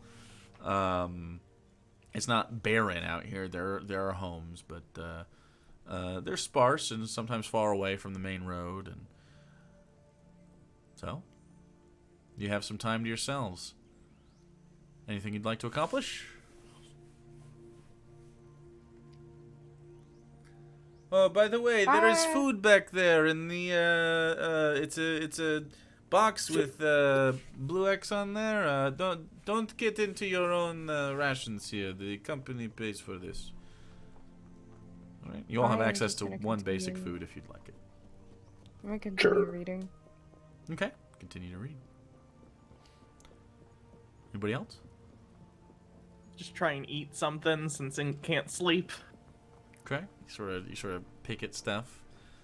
You when you open it up, it's things like jerky, dried fruit, some fruit that stays hardy, and a lot of apples around here. Excuse me. You do find some, like a jar of pickles. There's a wine skin. It's just basics to, have some quality of life on the road for the workers that travel multiple days to do this. So, nobody wants to have any cryptic discussions around this accidental hostage. It's Any an any intentional talk of your hostage. plans as you approach the city at all?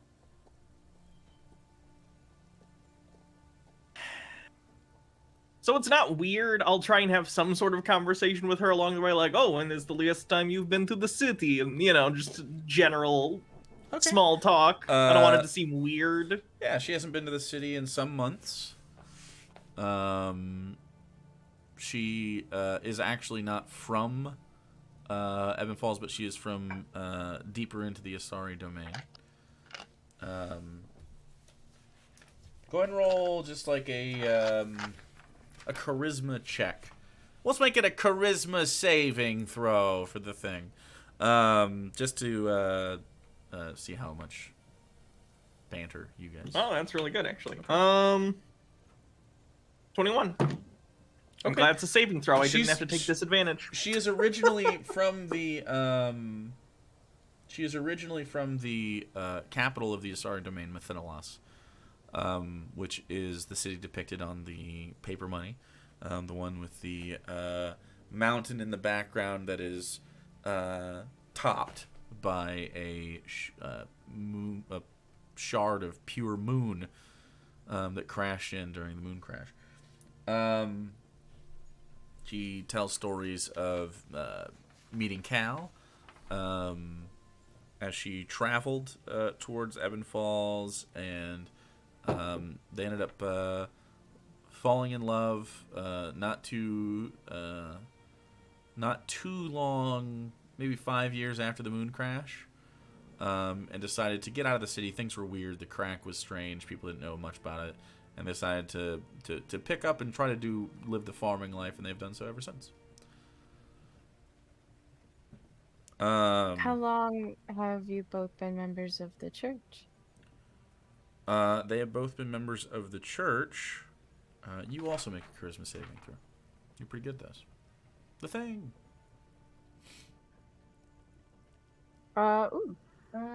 Saving throw. Wait, where is my saving throws on here?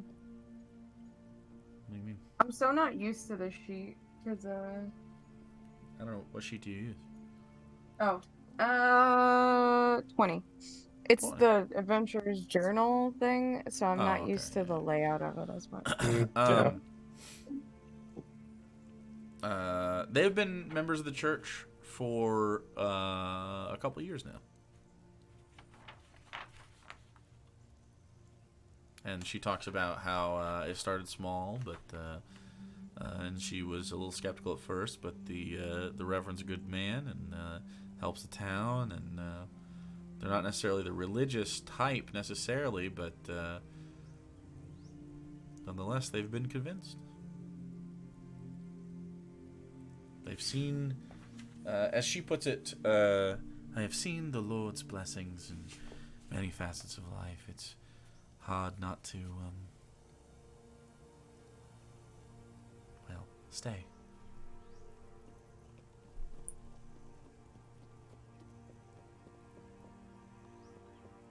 All right, anything else?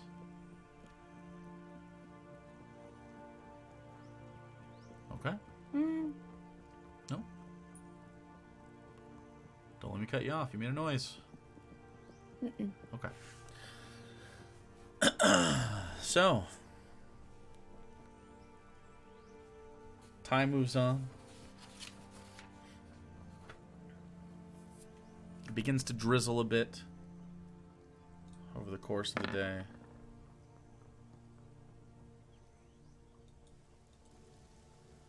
Slowly growing in intensity. As the sun reaches its zenith, and then past it, and then into dusk.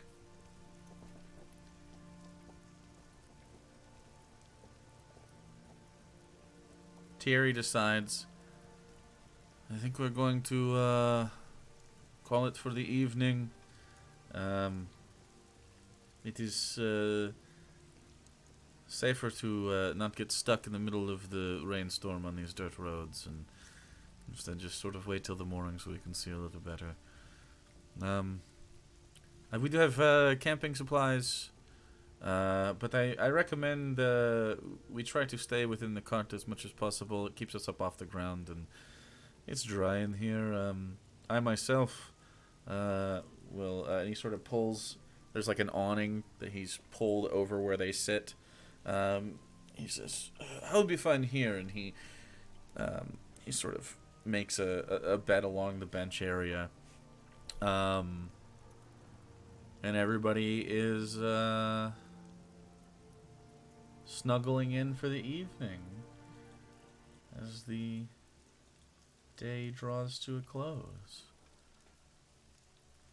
Small lantern. It's not very cold. It's chilly, but you're able to stay warm within the leathery flaps of the canopied cart. Keeps the heat in, so to speak. There's enough room for all of you to spread out a little bit, though a little cramped. So do any of you want to not sleep in the cart and instead sleep in a tent outdoors, or anything else that you'd like to do as you start setting up camp? Terry takes care of the horses and all of that. I'll sleep in the cart. Okay. Oh, we have a tent and everything. Mm-hmm. You can set it up. You just get a little bit of a drizzle on you, but you can set up a tent. Basically, just try to make the most comfy, dry area. Okay.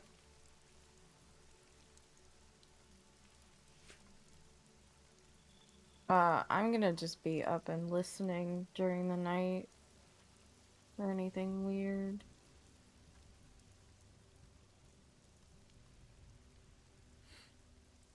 Okay. To listen to anything weird. Okay. So go ahead and make a perception check. Anybody else want to do anything in this evening? I'm good. Just try and sleep. Wow, I can't roll perception for shit. That's a 0. Okay. It's pretty hard out there. The rain picks up a little bit.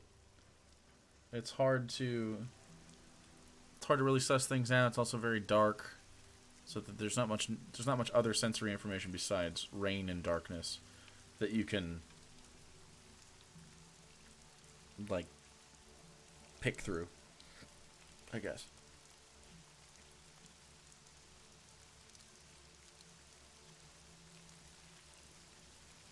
So, you did set up the tent, by the way? Or no? Yeah. Okay. You set up the tent.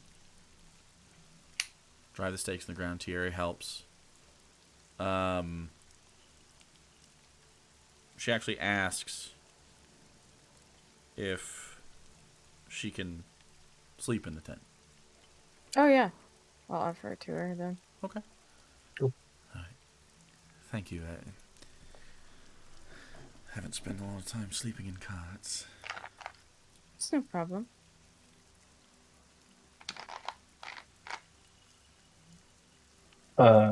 Did you have a bedroom for her, Isabella, or would you like to use mine? I have a bedroom. Oh, I brought one. Oh, okay. No, Wonderful. this might be a problem. She had like a duffel bag. She sort of unfolds it, begins to pass out.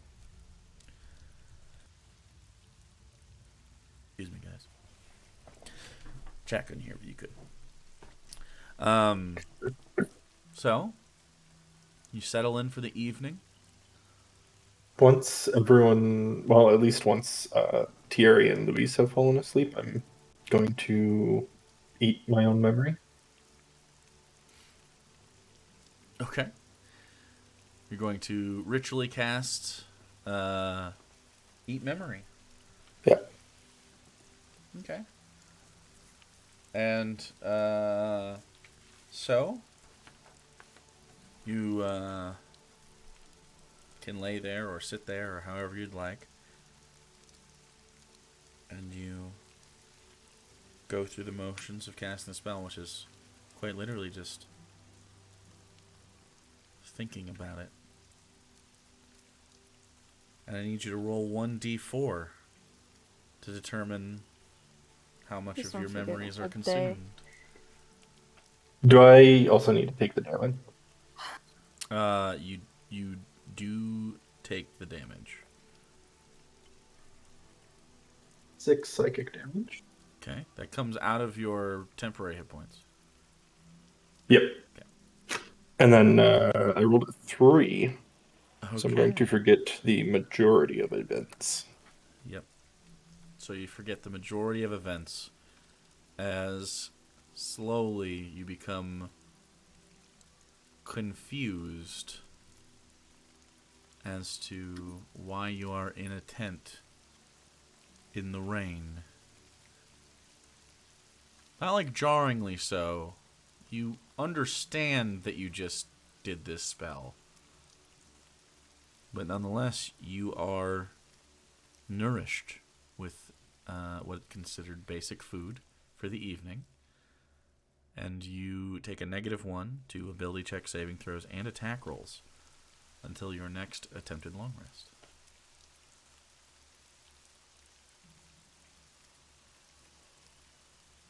Isaac and Isabella, is there anything you're doing besides sleeping?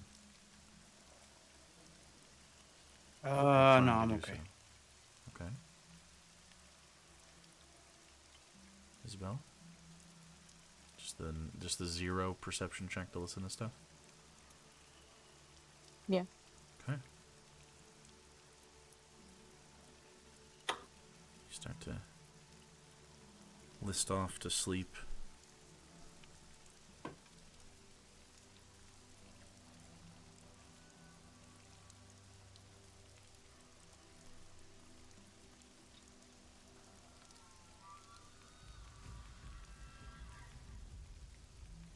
Heard a little bit, but I know what it is.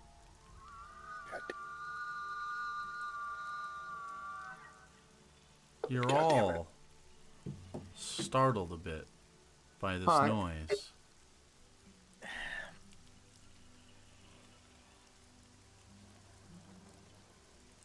However,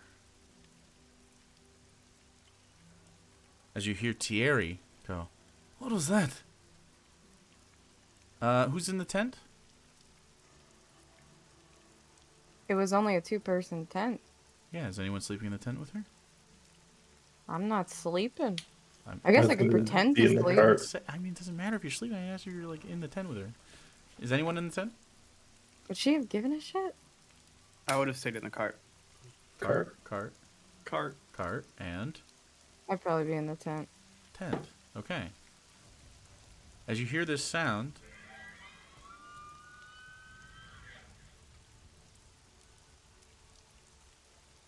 all of you are roused.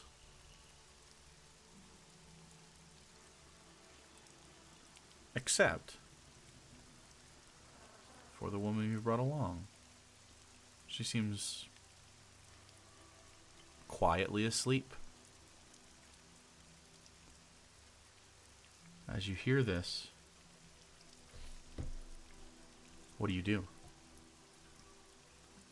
I'm going to reach over and shake her awake.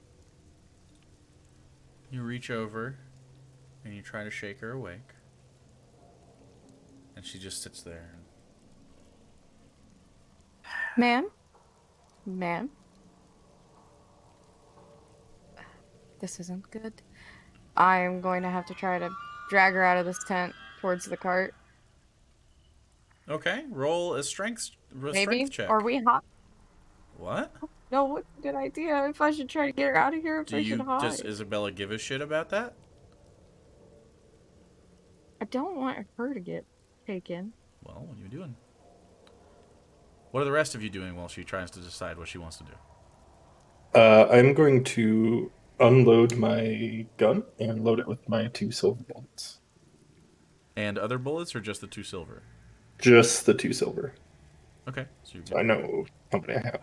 Okay. And I'm then just gonna try to keep an eye out the best I can. Okay, roll perception check. And you? Thierry, on the other hand, is like, what the fuck? And he's hiding in the cart. Yeah, I'm gonna try to drag her back towards the cart. Okay, roll a strength check. 6 perception. It's hard to tell where it's coming from. I Seems would to be also like all to. around. It's only one, but it's all I rolled a around. 2. You can't move her. Okay, not strong I'm enough. just going to... I think I'm just gonna sit still, like laying next to her, and just hold on to her. Okay, you're gonna sit still. In the tent. Yep. Yeah. Alright, you're trying to be sneaky? Like, you're trying not to be detected in the tent? Yeah. Stealth check. With advantage, you're in a 10. Ink? I also want to give. Can I Isaac like my- get out under the? I don't know how much clearance the cart has. Could I Plenty. get out under it and try and 21. hide? You can be under it. Okay. 21? Is that what Can I you said? try and? Yeah, roll stealth. Did you say Soren? I want to give Isaac my other Molotov cocktail as well. Okay. You thrust a crude Molotov cocktail into Isaac's hands, and you sort of hold it. You have no way of lighting this that you know of necessarily. Well, I guess you have Bunsen burners and shit, but you could think about that for now. I got a 9 stealth to hide under the thing. A 9? Oh, that one's worse. Yeah, I'm at disadvantage still, presumably. Oh, true. Yeah, you are. Yeah.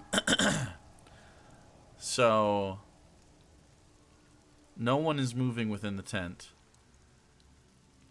You know that Isabella and Louise are there.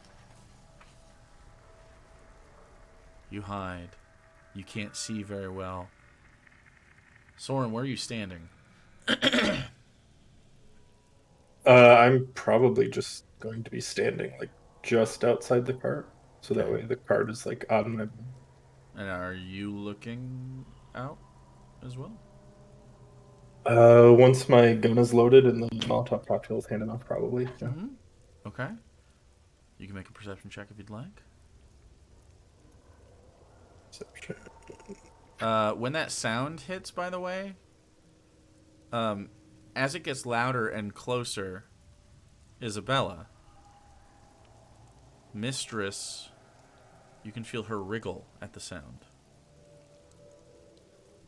In my head, I'll be like, is everything alright? I don't like that.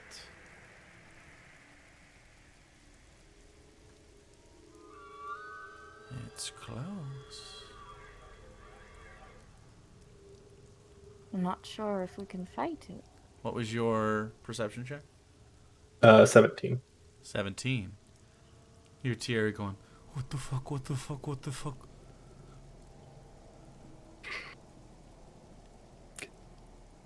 And through the rain, and the mist, and the noise,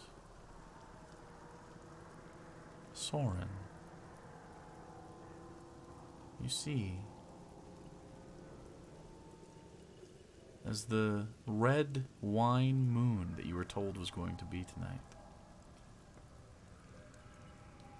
gives this crimson hue to the night, almost like droplets of blood in the sky, as some clouds above in the distance move to the side and more light shines through. Again, this reddish. You see the silhouette of a deer.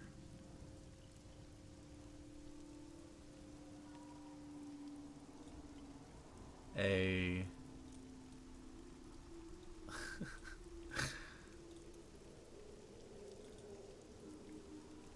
how do I describe this? You see the body, the limbs, the fur of a deer. Not humanoid, like you expected with the sound, not hunched up and walking. Not a dissimilar description of a Wendigo, but not a exact description. Though the call is very reminiscent, if pitched slightly.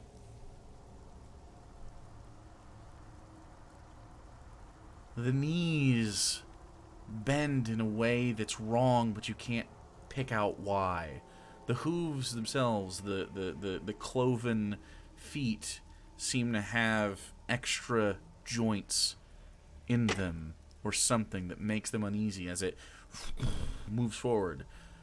And where the head is, there are no sensory organs, no snout, but a tangled mass of brambly, antler-like protrusions. I suppose I could show you. Uh-oh. I don't like that. I don't like that. I don't like that. I don't like that. Let me. It's gonna look a little fucked up for chat for a second, but I don't care.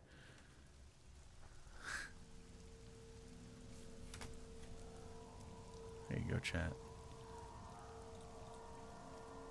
Oh God! What the fuck? I'll help chat out for just a second. Mm. Oh, What the fuck? There you go. It's a little scuffed, but we're working with what we have. There you go. A lot of antlers, homie. And you see. So I Bro. start blasting. And you see, well, you don't see it. Only Soren. As you see it sort of paw at the ground a bit. And there is a moment. It's about 60 feet away. What does everyone do? Soren, you're the only one that can see it right now.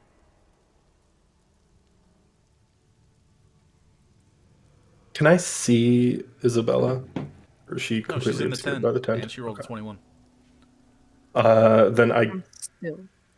guess to Ink and Isaac, I am going to take turns using my awakened mind feature to just telepathically relay the location of the Wendigo to them.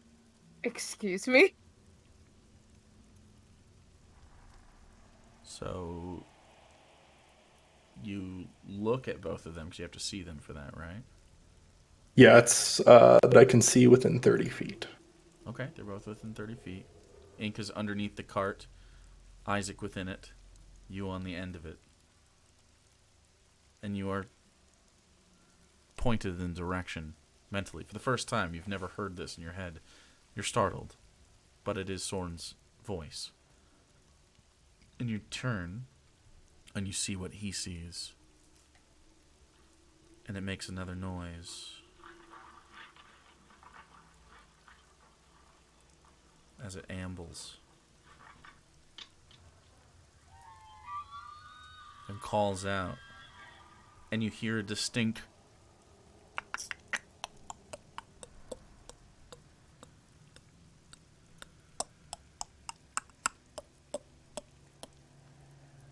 from within it as its head turns and the brambles clack. It's the clacking of the bramble antlers together that seem to be making this. And it walks kind of in your direction, and you hear it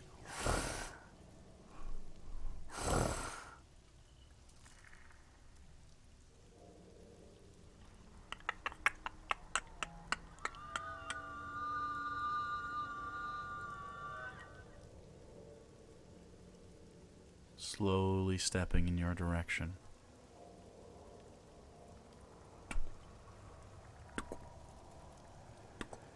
Anything else? You guys doing? Can I hold an action to shoot if it attacks anyone or charges someone? You can try, yeah. From under the cart.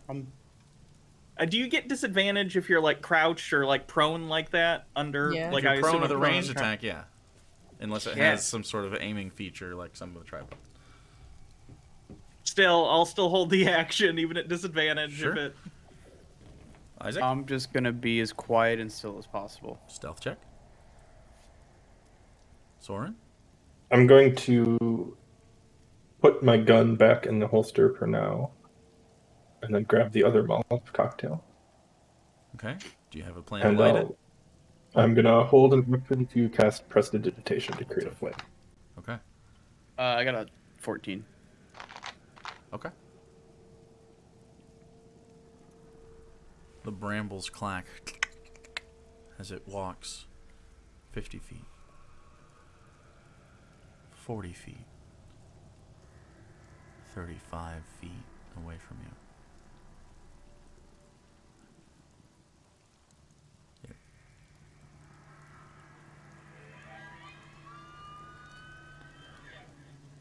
And its head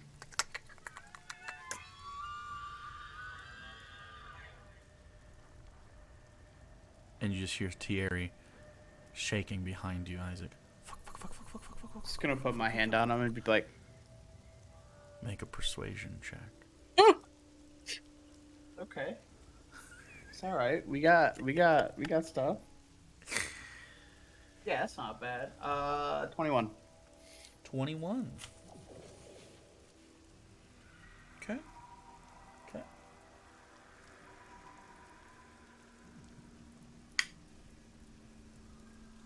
You seem to calm him for now.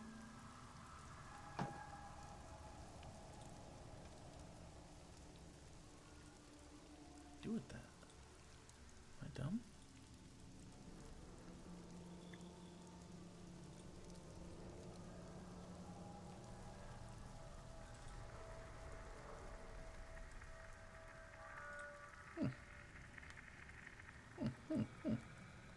Okay.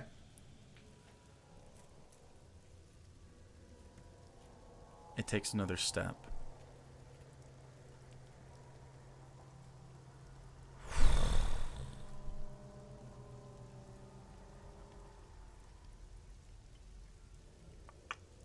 And it walks.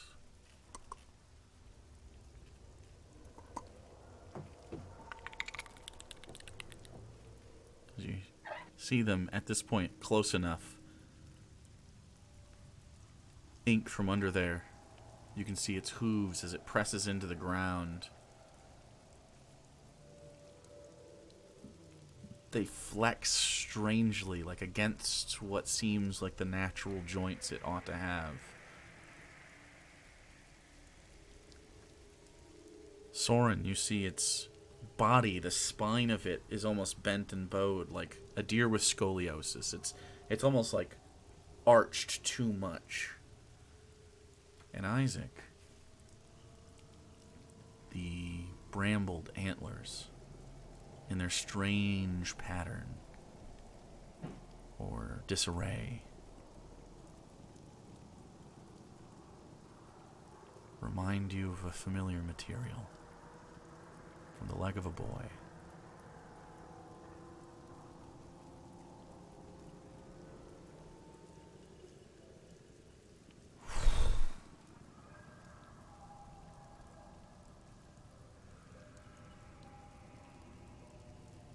And all at once,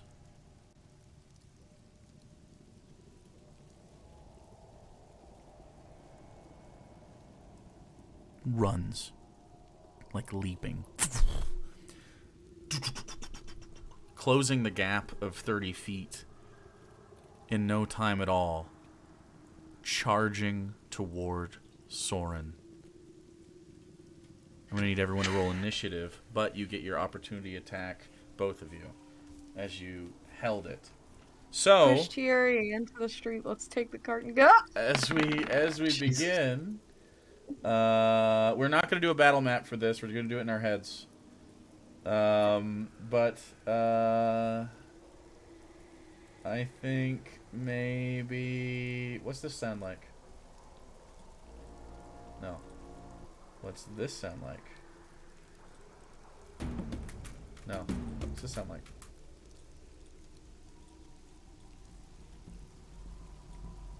Initiative is an ability check, right? It is. Okay. Okay, so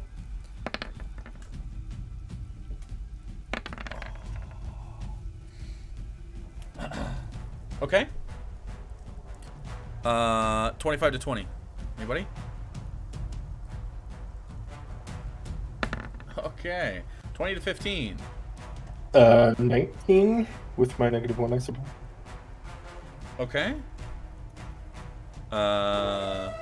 15 to 10. Mine Okay. was 16. Sorry, I 16. was doing Okay. it while you were talking. Sorry. Okay. Then you two?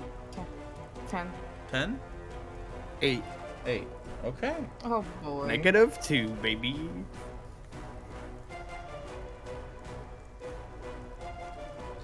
Okay.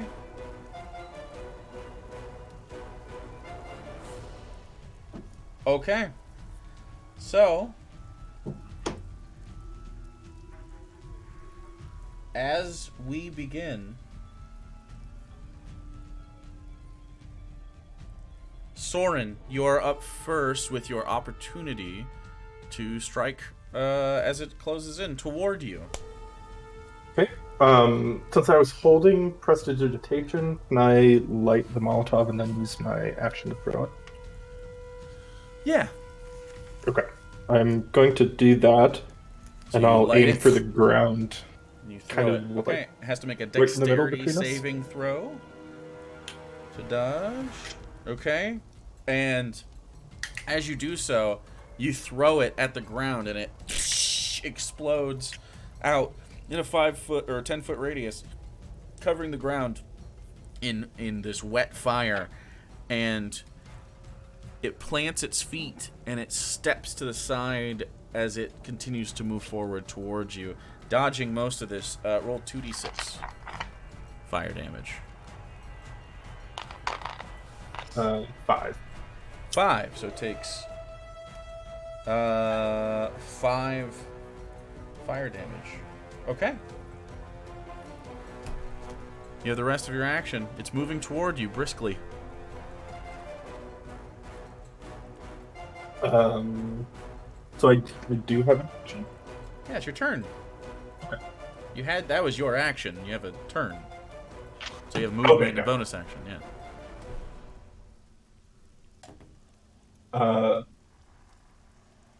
Well, I am just going to Ink is on deck. scramble to the other side of the cart and Okay. get my gun. Okay. So you scramble to the other side of the cart, putting your back up to it and pulling your gun out, ready for the next movement. Next up is Ink from underneath the cart, as you see flame, and it lights up the space in front of you. You have a better look at this thing. It is pale, and it is gaunt in all the wrong places, and it's headless. What do I do? Did you want me to do my held action that I had first? Mm-hmm. Which was shooting. Mhm. That was 13. I don't know 13 if to that's- hit? Hits. Yeah. Okay.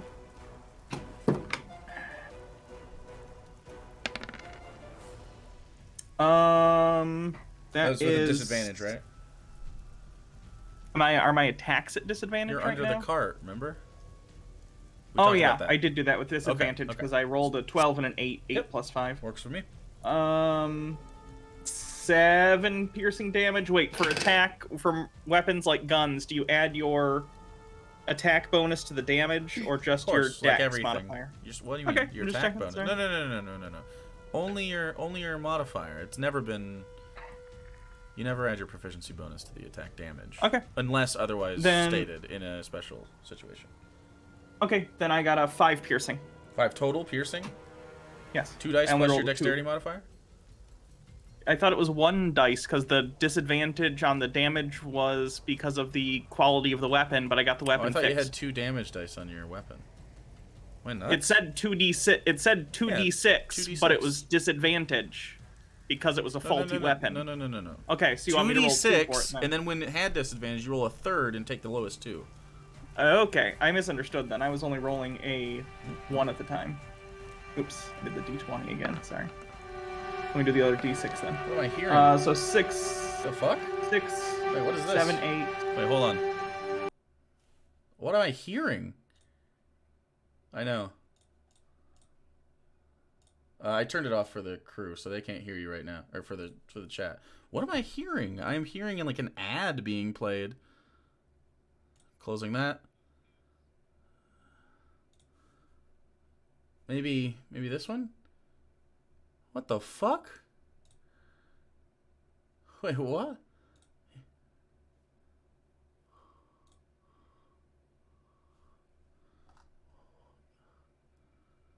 It's only in my ears right now. Wait, it's super loud though. Yeah. What the fuck?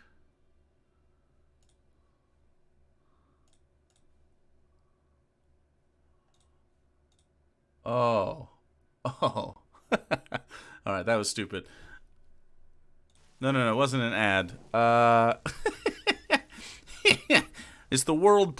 Okay, in another tab... Sorry to interrupt the stream. In another tab, I have Ben Shapiro's world premiere of his new movie. And it just started playing because it's a YouTube premiere. Oh, wow. Oh, God. Oh, because I was going to watch it. With chat.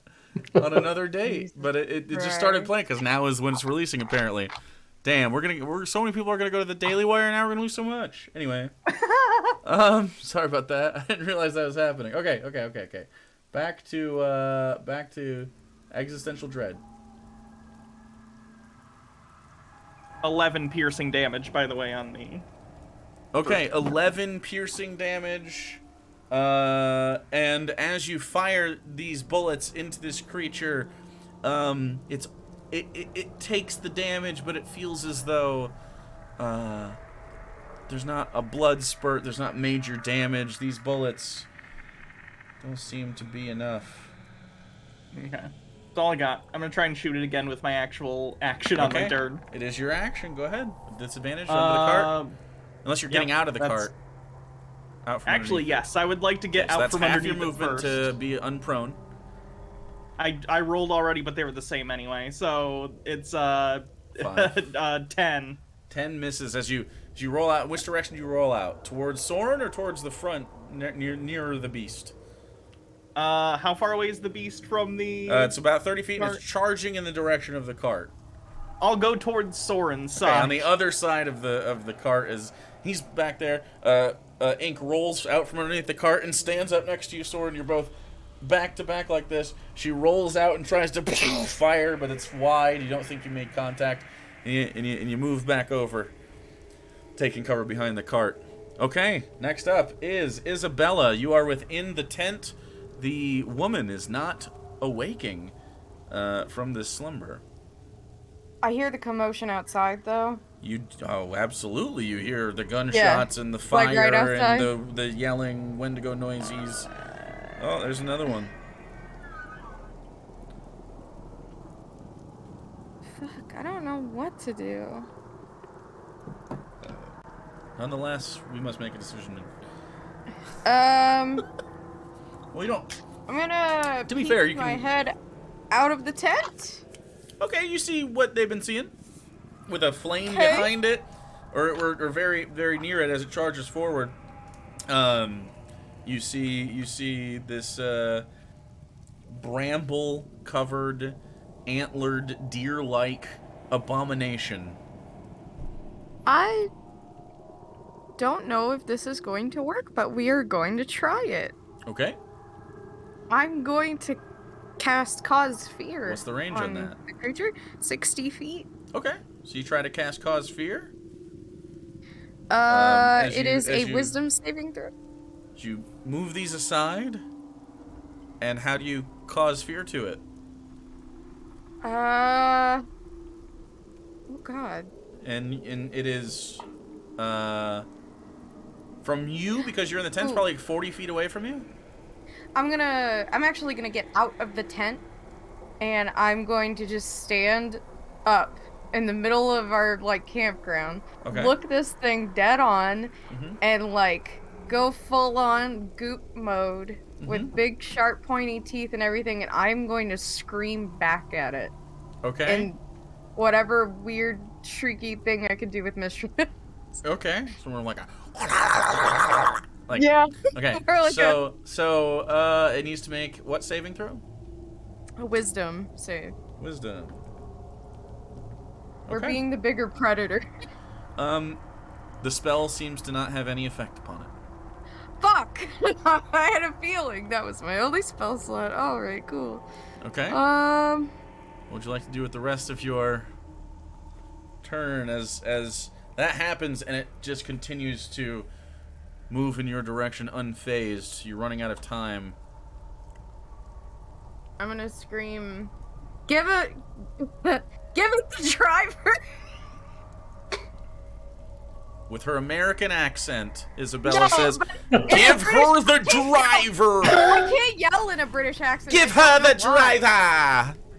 Chip, chip, cheerio!" Yeah, that's too much. See, I didn't want to do that.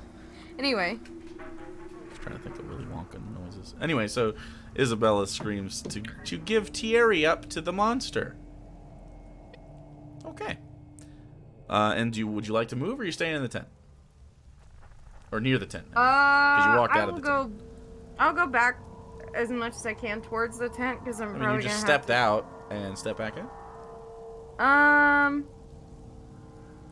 Yeah, fuck it. I'll just step back in. Okay. You cover. So probably gonna have to drag this bitch out of here. Okay. So you step back into it. Isaac, you are in the cart. To the left of you, around the corner of the cart as you hang out the back, Soren and Ink have their guns and are pressed up. You can see the impressions of them on the tarp, on the leathery tarp of the side of the cart, and then out front of you and sort of to the side, sort of left, you see what Isabella just did, and then to the right, charging in the direction of the cart, is this creature. What do you do? Is there a lantern by us that's lit? In the cart there is a lantern, yeah. That you're using Open for flame? low light. Yep. Can I light the Molotov with it? Sure. He'll take an action to do so. Oh shit, that might blow up in my hands. No, you have a whole round to throw it after. Okay.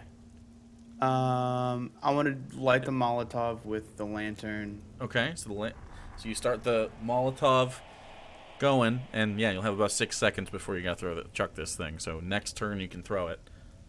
And I'm gonna get out of the cart because Okay, I know it's you coming for jump the cart. down towards out of the cart. And I want to move. How far away is Isabel? Probably 10 feet. I want to move in that direction.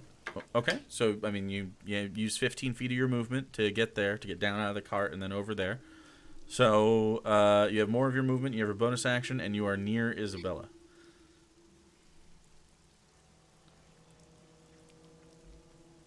That's good for me. Okay, as you hold it.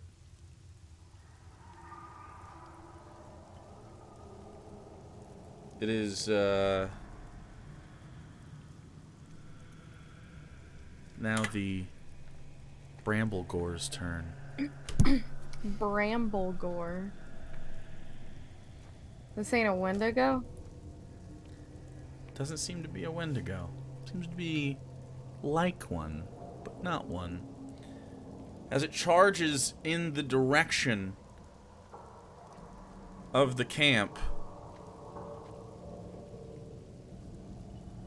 you can see its head trying to determine which way to go as it slams into the side of the cart, tearing it to pieces.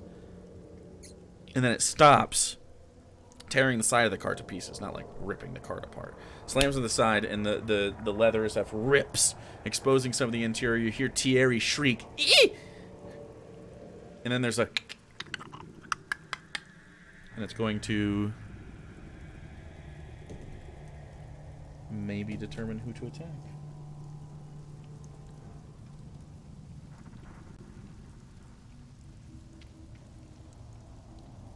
it turns in the direction of Isaac. Fuck. And it takes one sort of like lunge, sort of like almost strange for a deer. It almost like curls up and over, almost like a wave, and then tries to attack with its brambled head. But something, as you defensively sort of wave the Molotov cocktail in front of it, the flame seems to disorient it in some ways, and it rolls a natural 1, missing you, but slamming into the tent and like ripping it up and Oh, god damn it. and throwing it off, now exposing Isabella and the sleeping Louise. The rain hitting her face, she's seemingly unfazed by the process. That's its turn. Soren, you're up. Okay. How far away is it from me now? It is about 10 feet away from you. Okay. As you are on the side of the cart, you felt the whole thing lurch forward as you were pushed, and then it sort of ripped to the side of the cart and then ran in the direction off to your right. If your back is to the cart, to your right is where the tent is, about 10 feet away. In front of that is where Isaac is, who just almost got gored by the thing, but it seems to have caught its brambly antlers on the tent and then whipped it around. You don't know if the tent's ruined or not, but it's definitely in bad shape right now. So, Okay. I'm just going to steady myself against the cart and try to put a silver bullet in its flank. okay. Steady it, and you take aim. Go ahead and fire.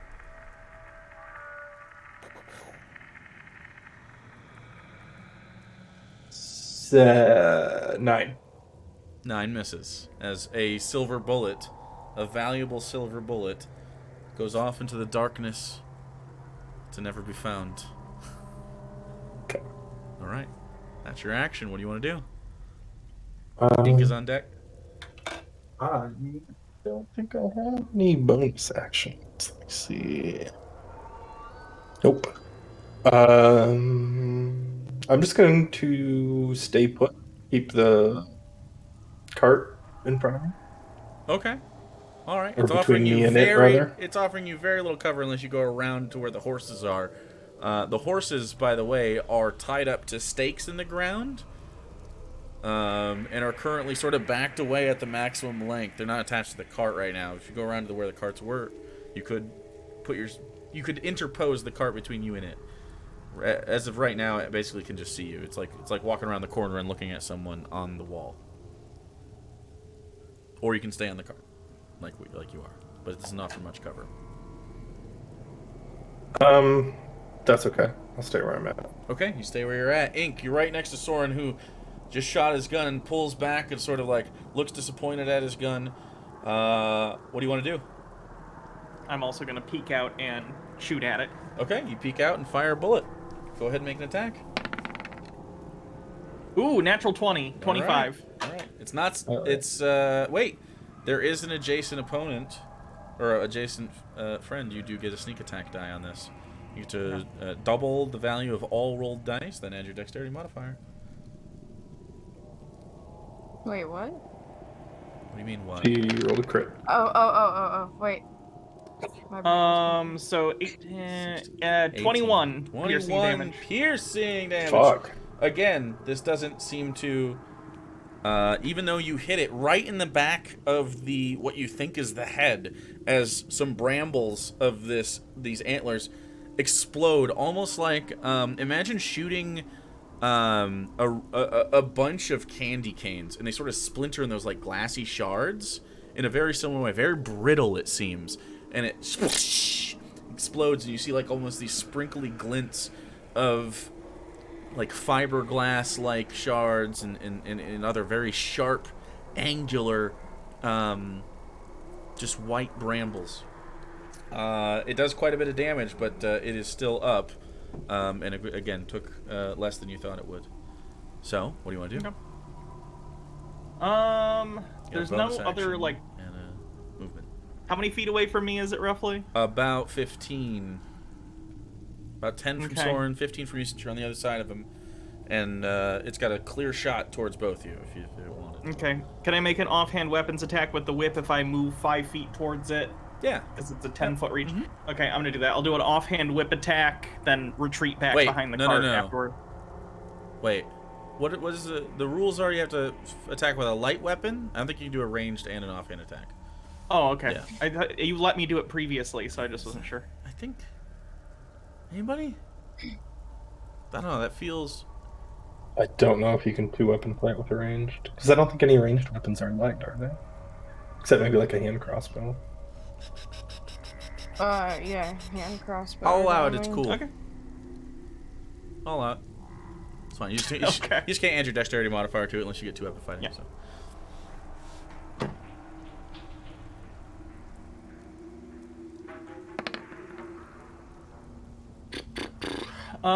Do you just not add your proficiency to the attack roll? No, you're proficient with the weapon still. You're just not. You just don't add the damage bonus the same way. Okay, 18 then. 18 hits. Now, here's the thing: because you are at max range, you do get the bonus of that damage, but you don't get to add your dexterity modifier damage. Does that make sense? You get to roll the damage dice and then add your proficiency because you got the bonus. But, Yeah. Okay. I get a bonus equal to my proficiency So because plus I'm 2. a certain distance away. Ooh, 6. So 6 damage again. Six slash. Same story. It doesn't seem that the whip you have is very capable of getting through this necessarily, but it still applies damage. And nonetheless, you do see this thing sort of like breaking down a little bit. You see pieces of it breaking off. As you slash through it, the flesh separates, and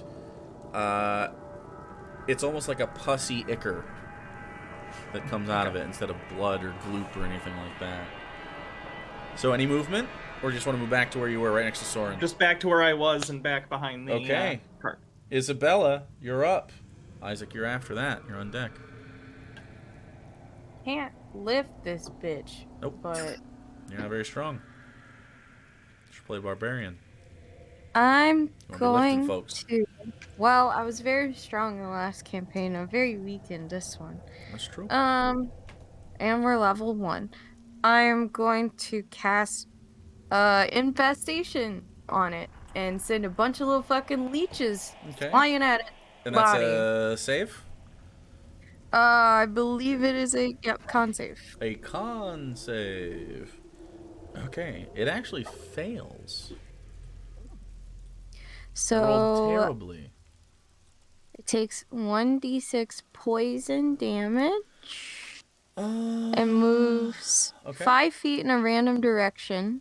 Okay, so go ahead and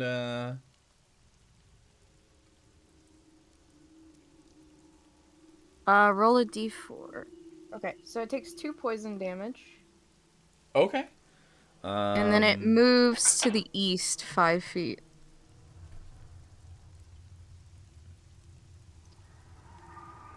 Okay, it takes 2 poison damage and it moves to the east. Hey, thanks, Jules. If it's blocked, it doesn't move. Okay, it is blocked. Wait, no, it's not. It moves 5 feet away from Isaac, but is still adjacent to Isaac. It's like kitty. It's like diagonal, basically. Okay. As Isaac was This movement doesn't provoke opportunity attacks. The direction rolled is blocked. If the direction rolled is blocked, the target doesn't move. Okay, so you see these little things go all over it, and it sort of shakes itself and bucks a little bit, and just sort of makes its way over, and it moves just slightly to the side. Doesn't seem to. It takes the damage, but it was only 2 damage, so it doesn't really take. Yeah. Amount of punishment.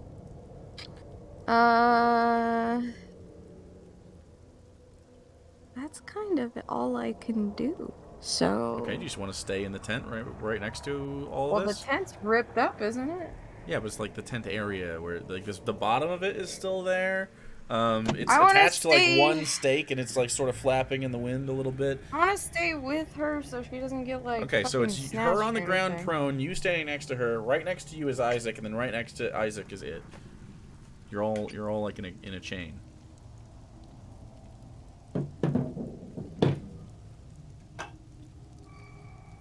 Is Thierry strong enough? Does he look like a strong man? He's hiding in the cart. You don't know. He's a wiry, thin man. Shit. I don't know what to do. I'm just not gonna leave from this and see where it goes. All right, Isaac, it's your turn.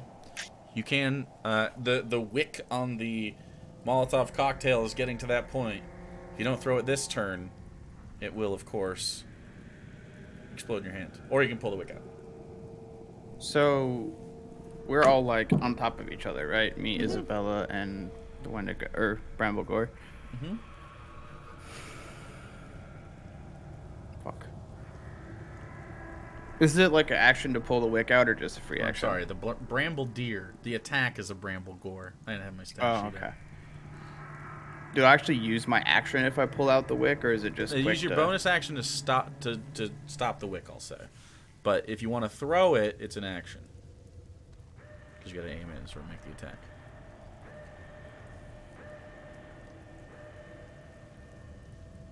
I mean, you can aim it anywhere. It's not like you're throwing it right at its face. You can. Right. It basically works like an AoE. So you have about Yeah, I want to lob 15-foot it like range to lob it. like a little bit behind it, Yeah, that's fine. Yeah. so I it doesn't figured hit you'd- us, but it I can. figured it. Okay. So it Yeah. just has to make a dexterity saving throw. All right. And with a 13, it succeeds on the saving throw against it. It is not a very high saving throw to dodge the Molotov cocktail. However, you get to roll 2d6 fire damage. 7. Okay, so it takes 3 fire damage, and it doesn't seem to like that at all, as it explodes behind it, and you see it sort of crawl up the back of this thing, and it sort of makes another one of those horrible shrieking sounds as it is assaulted by the flame. You've done quite a bit of damage. Is there any movement you want? If you do move, it will get an opportunity attack. I do have my staff though, so it'd be disadvantage. That's true.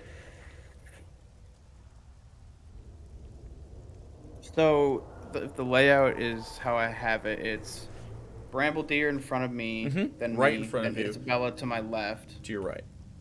my right, and then where is the lady? On the ground next to her. Also to your right. I want to move to Isabella's right. And then it is in between you and the cart. And then Soren and Ink are on the just so behind it. So you can see everybody. No, because if I move to the right of Izzy, I still get opportunity attack, so I'll stay. Okay, you stay. And it shakes its brambly head. And it sort of turns away from you as it took a little damage, and the guns that are firing at it are loud, and it clicks its head in the direction of those two, and it starts to run away. It uses its bonus action to disengage, and it sprints in the direction of those two, and it runs through Soren and Ink's space. Both of you need to make me a dexterity saving throw. That's a big boy. Look at him. 22. 19 and 22. Okay.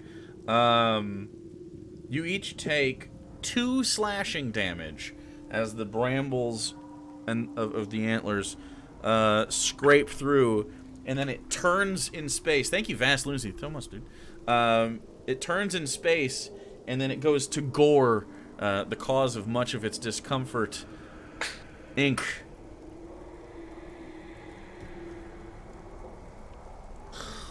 Fuck. And as it tries to get towards you, again, the antlers get... You're very lucky. The antlers get caught in the side of the cart as you're next to it.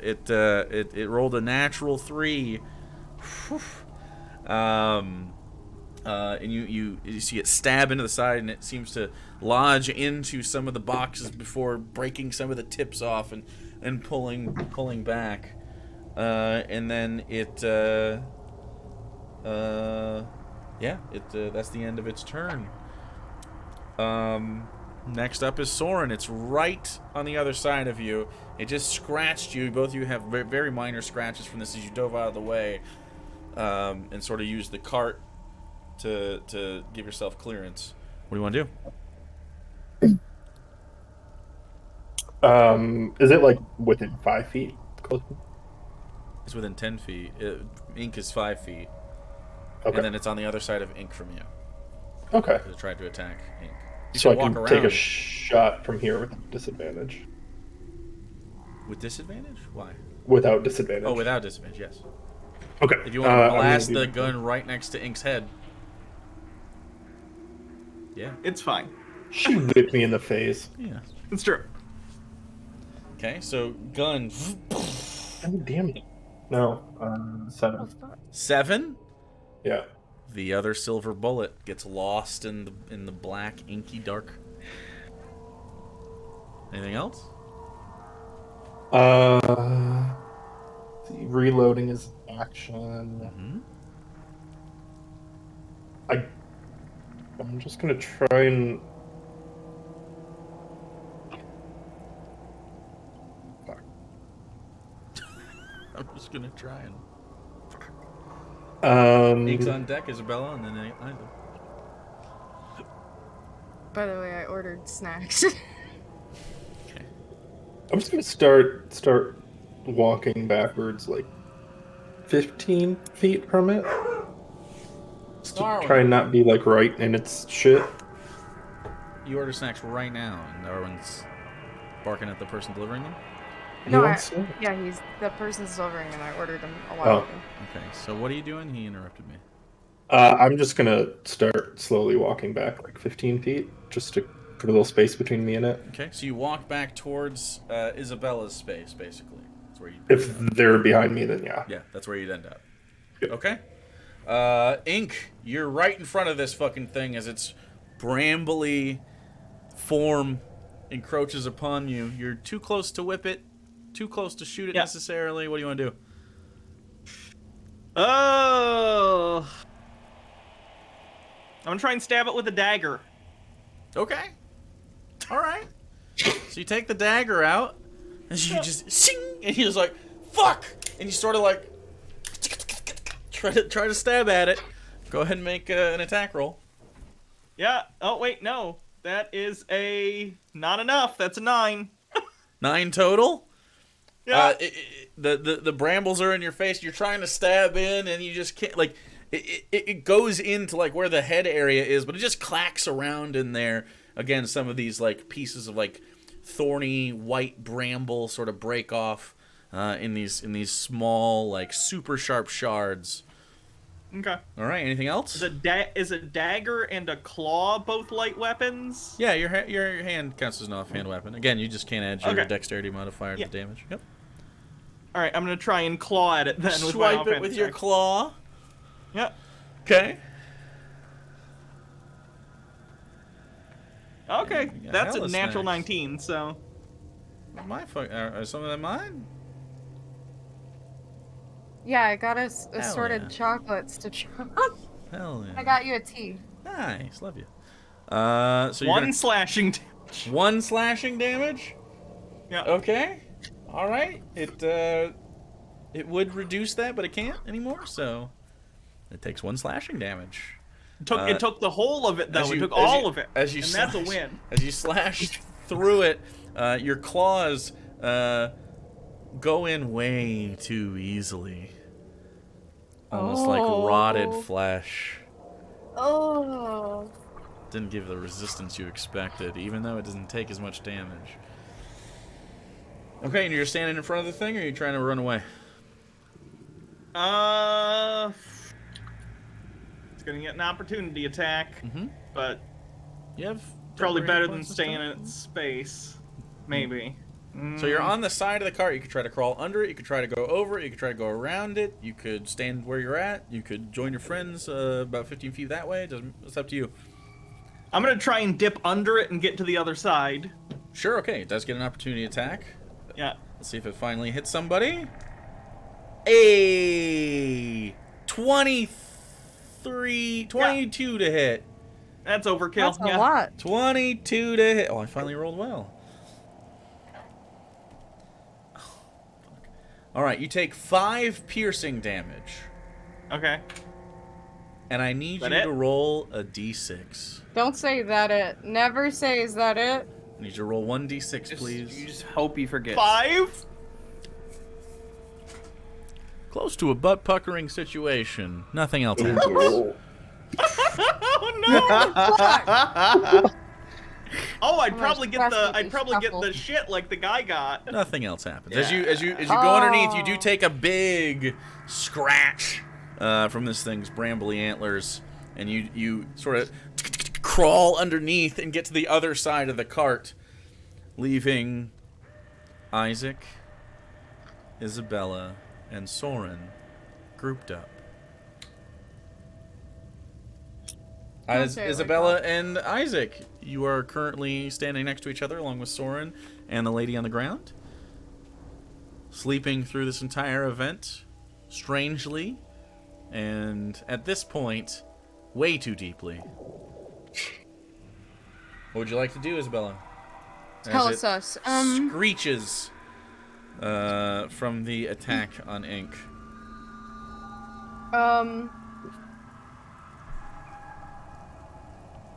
What is my knife? I'm trying to determine if this might be better. Just stab it. Hey, why Okay. don't I have that on this sheet? Father's ceremonial dagger I absolutely brought to you. It's on a piece Yeah, I know. It's on a slip of paper. I'm wondering why I don't have it in my attack. I don't know. It's a slip of paper right there, though. I definitely brought it to you today. Intentionally.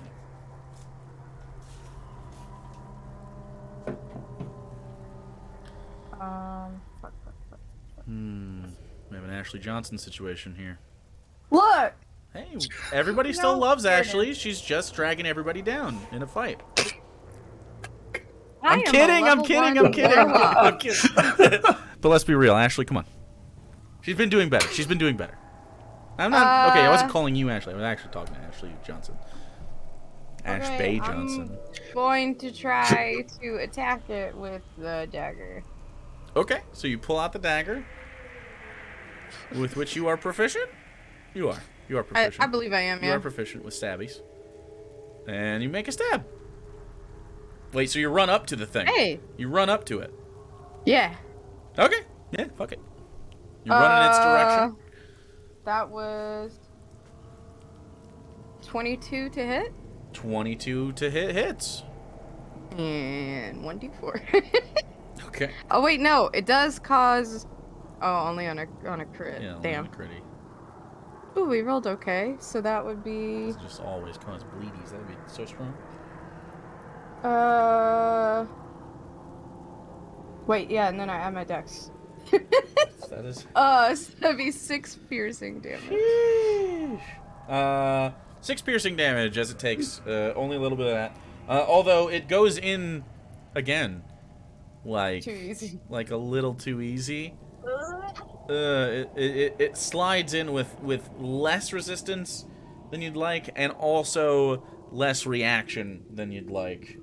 As it takes some of that damage. Okay, and you're standing right in front of it, and that's it. That's the end of your turn. Did you stab it once? Yep. Okay, you pull back. And then you hear Mistress go, "What are we doing?" I And- don't have anything else. Right, she's just scared. Okay.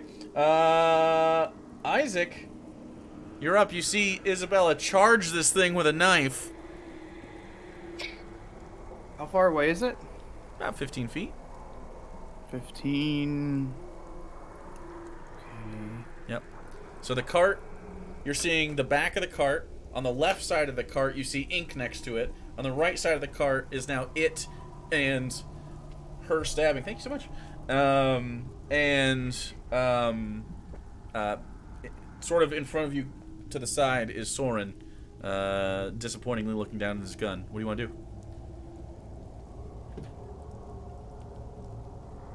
Well, it seems to completely leave this lady alone for some reason. I'm gonna go help. Okay, so you run up. What do you do? Well, not run, but yeah. Well, your version of running. I will make an attack with my scalpel, since it's concealed still. Okay. So you run up to it and you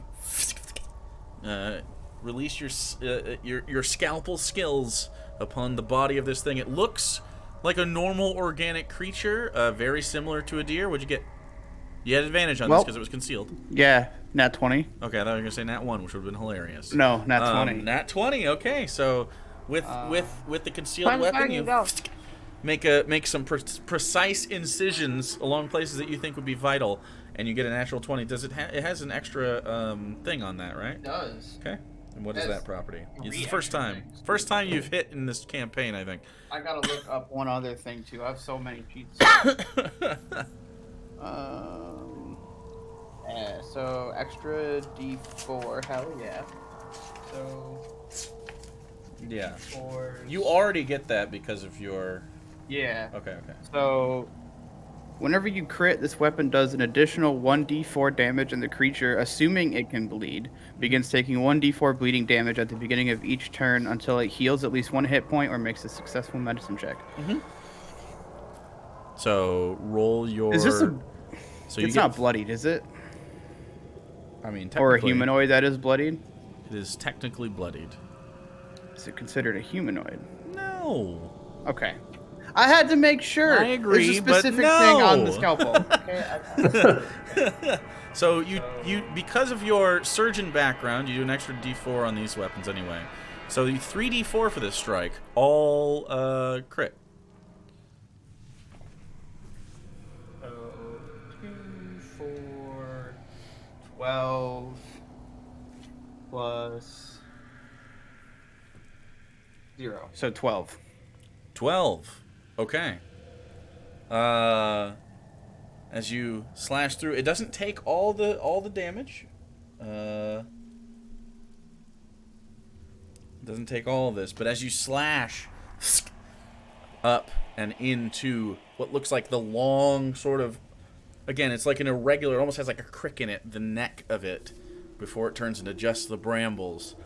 You slash through deeply, again, as it gives more than you thought it would, and you feel finally some more resistance, and you see a spurt of this noxious, pussy, again, that ichor that just comes out of it, and you slash through.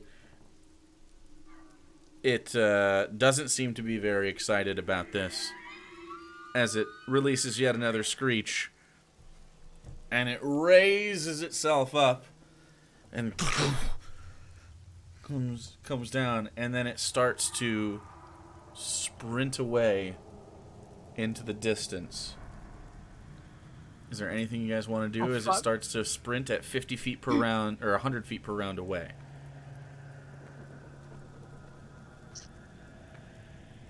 Can I try and take a shot at it as it's running away? Yeah, go ahead, make a shot. Okay. I'm gonna try to cast the. What's it again? Actually, 10. 10 misses. it's running away, so it'd be an attack of opportunity in melee, right? Are you in? You are in melee with it, yeah. So yes, I stab.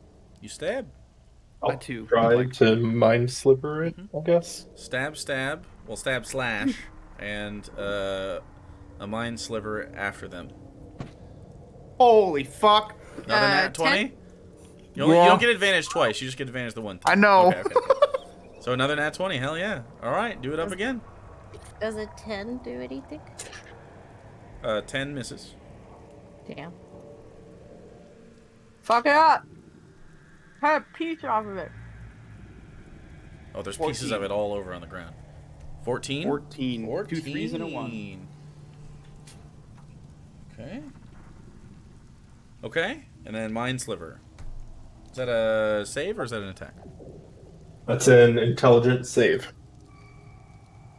Okay. It fails. 4 psychic damage. Okay. And then I guess it technically has I love the side effect of this spell. negative 1d4 on its next saving throw if someone does forceful. Okay. And I think there's one other thing. Or maybe I'm thinking of Mind Spike. I think of Mind Spike, not Mind Sliver. Yeah, this just does damage. Yeah. And then So it screeches once more as it heads away off into the distance, into the rain, leaving you there with a scattered and now definitely you can see ruined tent. Part of the cart is ruined. The woman still lays asleep. The fuck? And Thierry... Is he gone? It appears Seems to be. to have fled.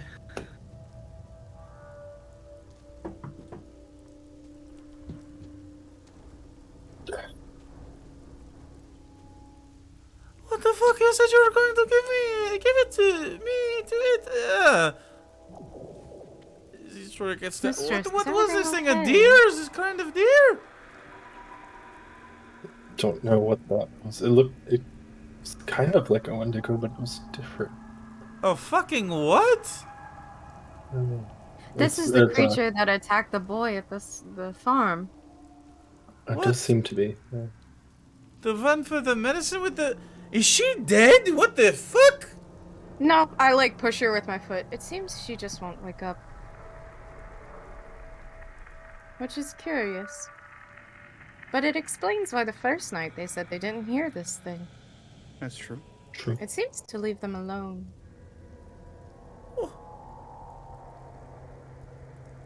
What the fuck is going on out here? How Okay, much do good you know question. about your employers? Mr. Rossi...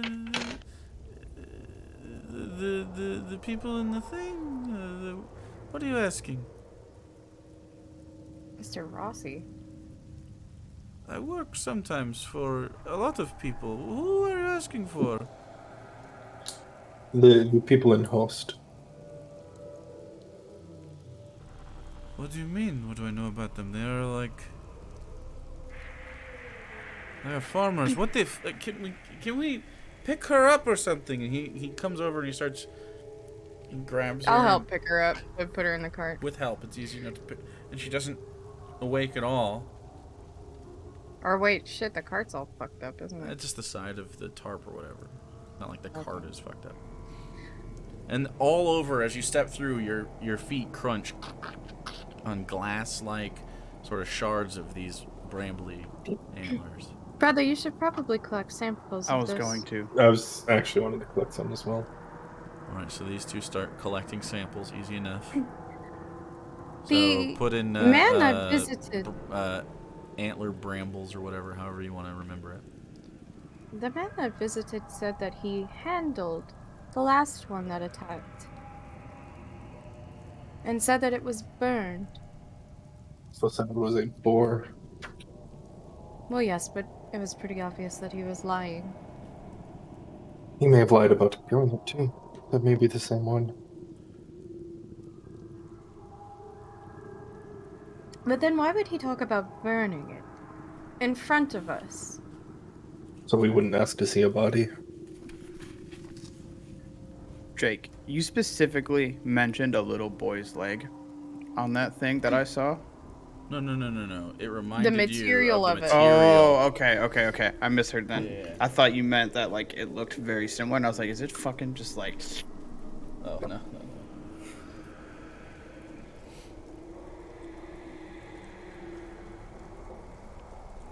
Interesting. Well, we survived. That's an accomplishment.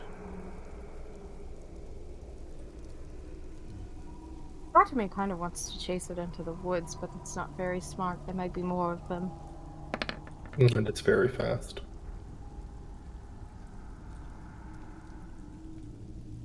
Did our horses run off? No, I think they were staked to the ground so they could run. Right? Did they react at all?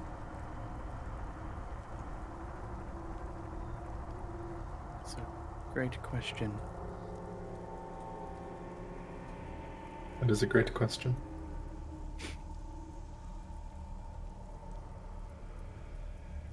What is the status of our horses? They're alive. And they're just chilling? No, they were like at the in the middle of that fight. I said they had pulled like they were tied to stakes in the ground, sort of like long leashes for horses so that they could wander and sort of eat and then they didn't pull it up, but they stayed away from that shit. Terry has handled them. They're fine. They're not dead or anything. Well, we should probably get out of here. And just ride through the night. I Good agree. idea. Fuck this shit. We'll take our chances with the muddy road. Let's see. Yeah. You all pile in. Grab the scraps of whatever you can. Did you want to grab the remnants of the tent or just fuck it? Tent's fucked. Fuck it. Okay, so Leave one it. of you get rid of the tent. One of your tents. Doesn't matter. That would be me. I think I Sure. had it in mind. So just make sure that we have that next time.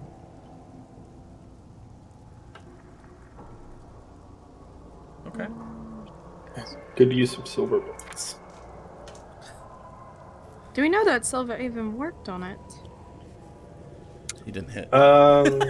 If I had hit it, we may have learned that, but no. It was not a great shot tonight, I'm sorry. Perhaps you should work on your accuracy. Perhaps I should. So, as the song reaches a crescendo, This fucking cat. it fades. What? He just keeps walking up and smacking the side of my chair. We'll say for the sake of a little bit of brevity, the night you travel through and the late or early night, early morning, sort of that 3 a.m. You breach finally the borders of Evan Falls back into the bustling city. Trying to look for where I would. All my music is different now because I got to use Roll20.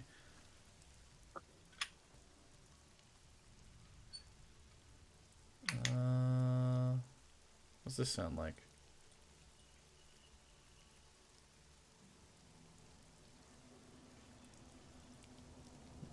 I don't know. No. Anyway, you're in the city. I can't fucking find it. This was last second. We had to undo all of my goddamn things. That's okay. That's all right. We'll be back to normal next week. But nonetheless, the sounds of the city that you would normally hear echo throughout. The orange lanterns that light the city streets are still around. Bustling humanity, Inc. You feel much more secure within the walls, even though it may be more dangerous at times because of the interactions with humanity. It feels less dangerous because it's not a fucking whatever the last thing was that you saw. You quietly tend to your wounds. You all gain the benefits of a short rest if you want to deal with that right now, but you'll probably gain a full rest soon. As you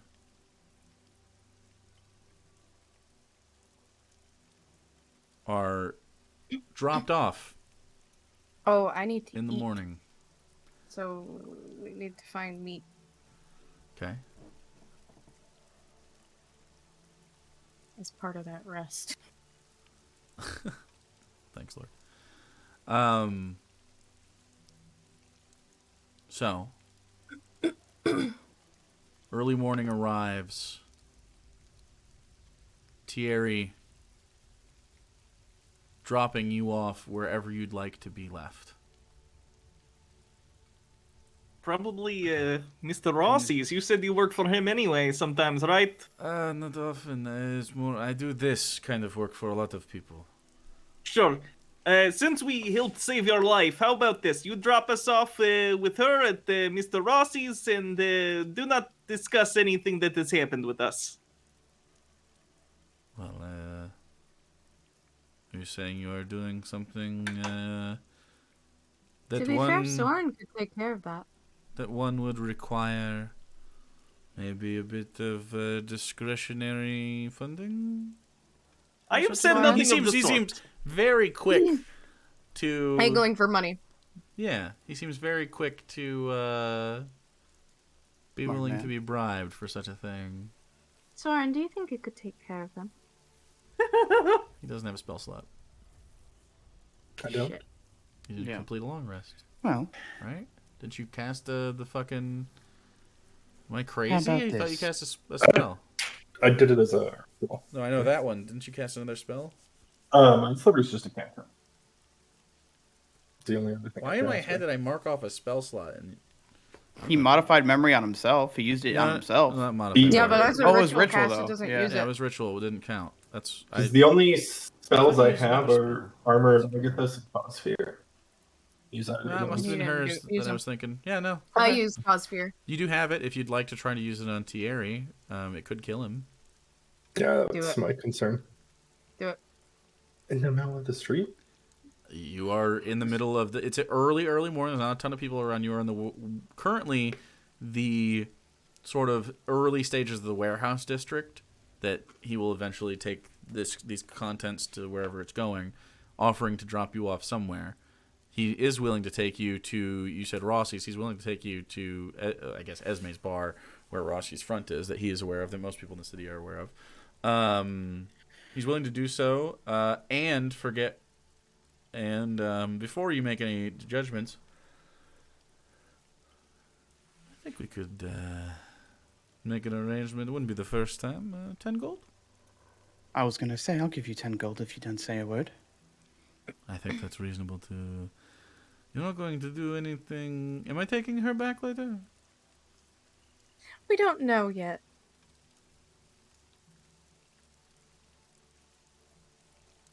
There are some questions we need answers to. This is Mr. Rossi's business, and understand that if you interfere in any way or make the town aware, then we will ensure that Mr. Rossi knows that you are the only other person that was aware. Persuasion check with advantage. The DC is pretty low. You invoked. you invoked quite a bit of reasonable argumentation there, I think. We're just mobsters. That's the route we wanna 21, go. I think. 21? That's 21. Yeah. 10 gold sounds perfect. As he holds his I'll hand give him. out. You give him 10 gold? I'll give them all 10. Yeah. Okay. Just mark that in some way that I can mark it as well. That I owe you guys plus I'll just give them minus flat. So. 10 GP. Okay. That's fine. We'll just pay it into the bank next session. You are nonetheless, as you negotiated, so to speak, dropped off at Rossi's, along with a single captive that is currently asleep, and still has been hard to impossible to rouse. How hard? Impossible to rouse. Since the evening. She is This might be still good. alive, right? She's alive. She's very, very clearly breathing. It doesn't take a medicine check to find that out. If we get her inside and get her separated from us and she wakes up and we are not around, she does not necessarily know we are involved if we do end up returning her at some point. So, It's actually not a bad idea. I think All it's she- just that we understand what questions we might be able to ask. Mr. Rossi won't. Well, no, No, but we this- will take her in and say, hey, put her in a different room, and here is what we know, and then we can talk to Rossi and Yes. explain. The cart It just pulls keeps up. us... I suppose. The cart pulls up as you're having this conversation, and there's two gold boys and in front of Esme's, as per usual, with their golden tattoos out, their normal attire. Two strapping masculine people.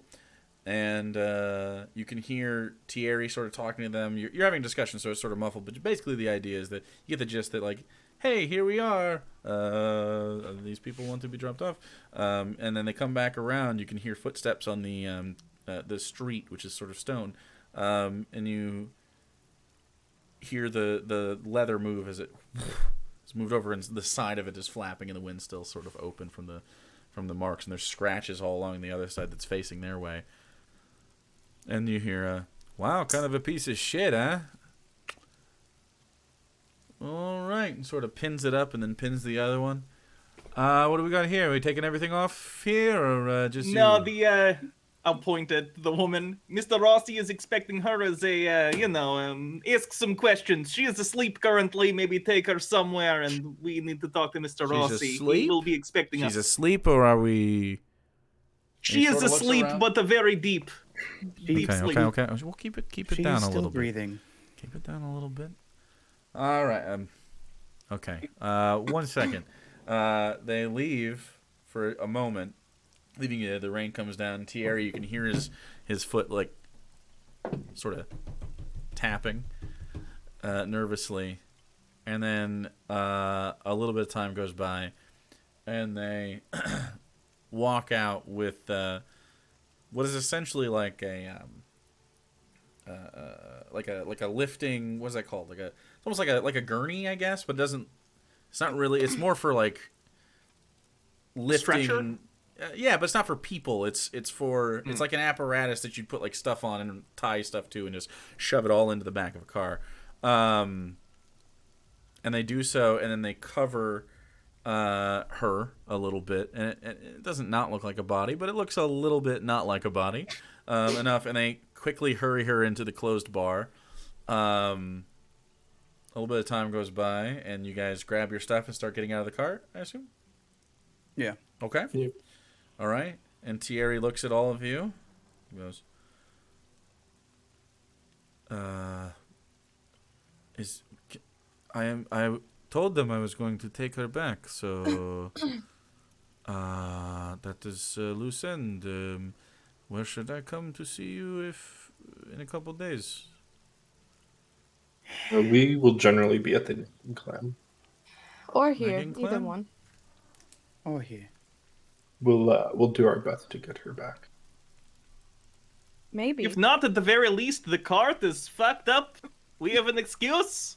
She was mauled by horrifying beast. That's true. If you want, I can give you some pieces, and then you can have proof. We will no, deal with that in the... I would prefer to just wash my hands of this. You deal with whatever that bullshit is. All right. I would recommend, if you do go back, to not partake in the religious services.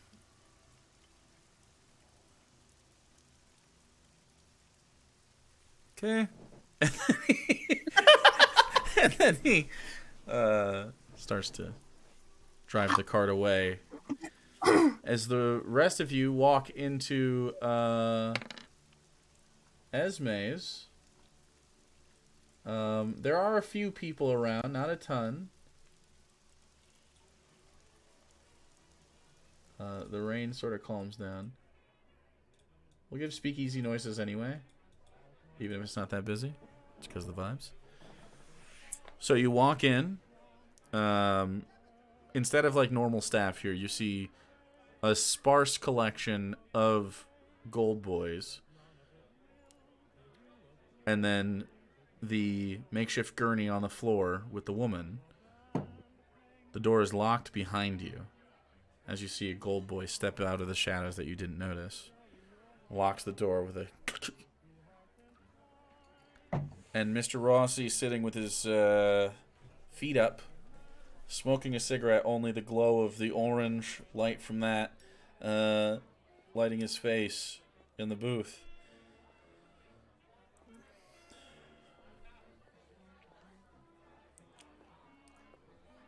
Well, good job. Who the fuck's this? Come sit down. And he sort of motions to someone, and they start turning on the different oil lamps around the place, lighting the place up a little bit. And you see the rolled cigarette thing he has is quite long and fat, almost like a cigar, but not quite. And he sets it down in an ashtray and grabs a beverage of his and starts sipping on it as he talks to you very casually. Please sit. We'll sit down. Sit down. Same. Well, who the fuck? Well, she is a member of the Church of the Feast, or so they call it. What? So, So- the town. You give him the rundown. Yeah. Yeah. Okay, we'll be brief. Is there There's a anything lot. specific you want to mention that isn't like just the gist of what's going on? Like any specific information that you Guys, want to Goop have a conversation Monster. with Rossi about? Mr. Gill's Guys, Goop Goop Monster. Well, Monster. first, let's There's- go first. Mr. Gill's Goop Monster. Mm-hmm. You explain to what he says. He seems confused at this thing, and then he takes a second to think about it. Okay. He's You have proof of this, Goop? Speaking of, and I'll Sure. pull some out, and I wouldn't drink it or eat it or anything. Is it safe to like touch? or Yeah, smell? absolutely. Well, smell? I don't know. He takes Maybe not touch. Fuck shit. It's pretty It gross. smells awful.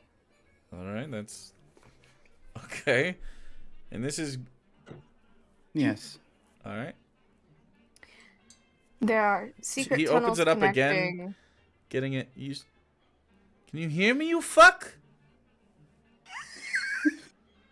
I don't think it's. I don't think it's. Did, All right. you had the pleasure of. Did you work with Mr. Gill? The pleasure. Yeah, he was stealing money from me years ago.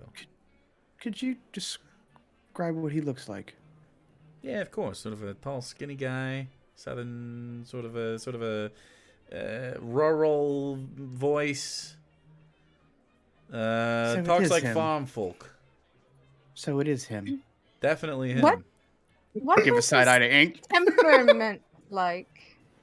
His temperament. He was a bit. I mean, he was kind of a fucking goon. I don't know. He was. This religion shit doesn't make a lot of sense to me, honestly. He wasn't very religious. I mean, who's religious nowadays? Well, I mean, there's some people. It's a growing fad, but you know how it was. I don't think he's religious. of a It seems- religion. I don't think he's It's religious. more like- Well, you said it was a church. I think He's he's using using- the religion as a means to an end for himself. Yes. I think The he's using it as a sacrament. cover. I The mean, it wouldn't be the sacrament that first they time he drink is the fucking goop. scammed somebody. This is a lot more than just a scam. It's These people might be possessed. kind of like I mean, I got some people that might know some things about this, but it's gonna We take were some also- favors and some connections. We were also attacked by a strange, what we thought was a Wendigo. Like The fuck's a creature. Wendigo? Yeah, it's like a cannibalistic sort of person that's turned into a monster. So it eats other monsters, cannibalizes Eats other peop- monsters. People. people. That's not really cannibalism anymore, is it? It Well, was it it turned was a that way person. It was a person. and then it eats other people, and then it becomes a monster. Okay. It's- But this one looks more like a deer, and it I know there's attacked. some weird shit. That sounds like stuff that you'd find down in the crack, or Right. something that you'd find. Do you think? I mean, there's all sorts of shit out there, though. I stay in the city, dude. The question is, how did Mr. Gill get out of the crack? I don't know if that is Mr. Gill. Consider you Well, I threw threw his ass down a there. body. Now you're supposed to Into burn the the crack. bodies, but fuck them. I threw him in the fucking crack. Well, you threw him in there, but what if something found him? Someone found him. He'd be pulverized at the bottom of the fucking crack. It's a chasm that splits the city in half. I don't know. What, Right. it's Something maybe using his body or his likeness. I mean, Only way I see of understanding that is to head on down there. I'm not going there, but I'd be happy to. you'd probably fucking die.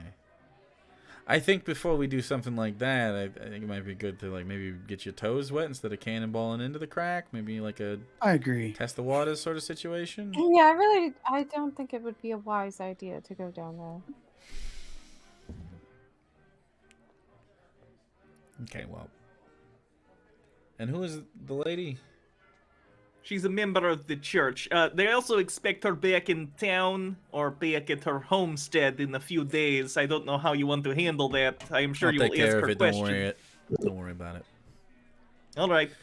For all She intents and shouldn't- purposes, your part of this job is done. You don't have to pursue any of this. All right. Other You did what I asked. strange occurrences, though. Yeah. While we were attacked, she slept through the entire thing. Just that she is now. Oh, I thought you guys did this to her. This isn't like a. No. I thought We you did guys not did some do a like thing doctor to her. shot or something. She went No, it to was sleep actually and all then by she chance. has not woken up. Sort of reaches But into she his is still pocket and pulls breathing. out a timepiece and sort of flips it up. Clicks it down. It's 4:15 right now. Yeah, it's been all night plus this day so far. It's 4:15 p.m., not a.m. A.M. Okay. Yeah. Okay. Well, what time do the town lights normally come on? 6:30, I believe. She'll probably wake up in about 2 hours. It seems the town has some sort of weird thing where they wake up at around the same time. They all turn their lights on at the exact same moment, precisely And out. every day, and out every day. There's a And there's strange lock. The fact that there's There- a town there is strange. Not many people know about this. It seems interesting that no one would talk about a It's town. not Super small town either. I mean, it's A town? A whole? You're not It's like, like a buildings. village. well, it's like a village. They There's have an buildings. inn. There's There's a general there's store. an inn, Yeah. a church, a store, his There was home, a cemetery. other home. And nobody talks about this place. Apparently The not. local farmers seem to be aware of it, as they travel there for services.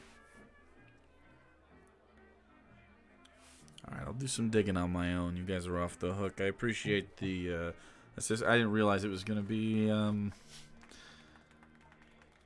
that deep. I thought you were gonna run into a gang out there. You say we're off Oh. the hook, but I must request that we stay informed on this. You wanna? Curiosity. This is the first time that I have had someone encounter something like this and then request to do it again. Do all of you It was agree that you want to do fascinating. that? Well, Yes. not to go back, but the curiosity is definitely What do pulling you me mean in that not go direction. back? Ink. If there is pay in it, I am willing to do. We seem to work well together as a group. We didn't die. Yeah. That's fair. I could get some valuable. Well, guess we could go back. I would just be worried that if this whole thing goes bad, then they're going to know it was us.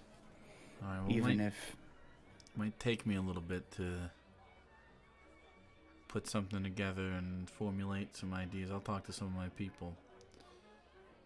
In the meantime, She did not know. Last time she remembers, she fell asleep last night, and she's going to wake up here. So she has no idea we are necessarily involved in this as of right now. Just for the record, We'll take care if of that her. helps. Don't worry about it. She might be possessed by I don't care. the creature, Eh. so If it is, we'll kill her. I mean, I would if you like my wanted hands to be off in that study it. situation. It is. Good. Don't worry about it. We have ways of dealing with this kind of thing. Anyways, let's get on the happy news. Can you guys take her upstairs, by the way? Sorry about waking y'all. Grab a drink if you'd like. Help yourself, guys. Sorry about that. And he sort of reaches out. You guys want anything? And he sort of gets up and walks behind the bar himself and pours himself a drink. Would love a I'm drink, yeah. fine. Honestly, a beer wouldn't be too bad. All right, grabs a beer. Vodka. He grabs a vodka, and what did you want? I'll do vodka as Grabs well. a bottle of vodka, 5 shot glasses, and then a beer for you, and a mug, and he brings it all over, sets it down. All right. Now, if we were in person, I would hand you a key, so we're not right now.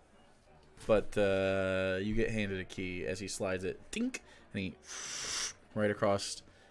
Specifically 2 keys, so you have 1 copy of the key, so you have 2 of these. Well, like I said, I got that warehouse.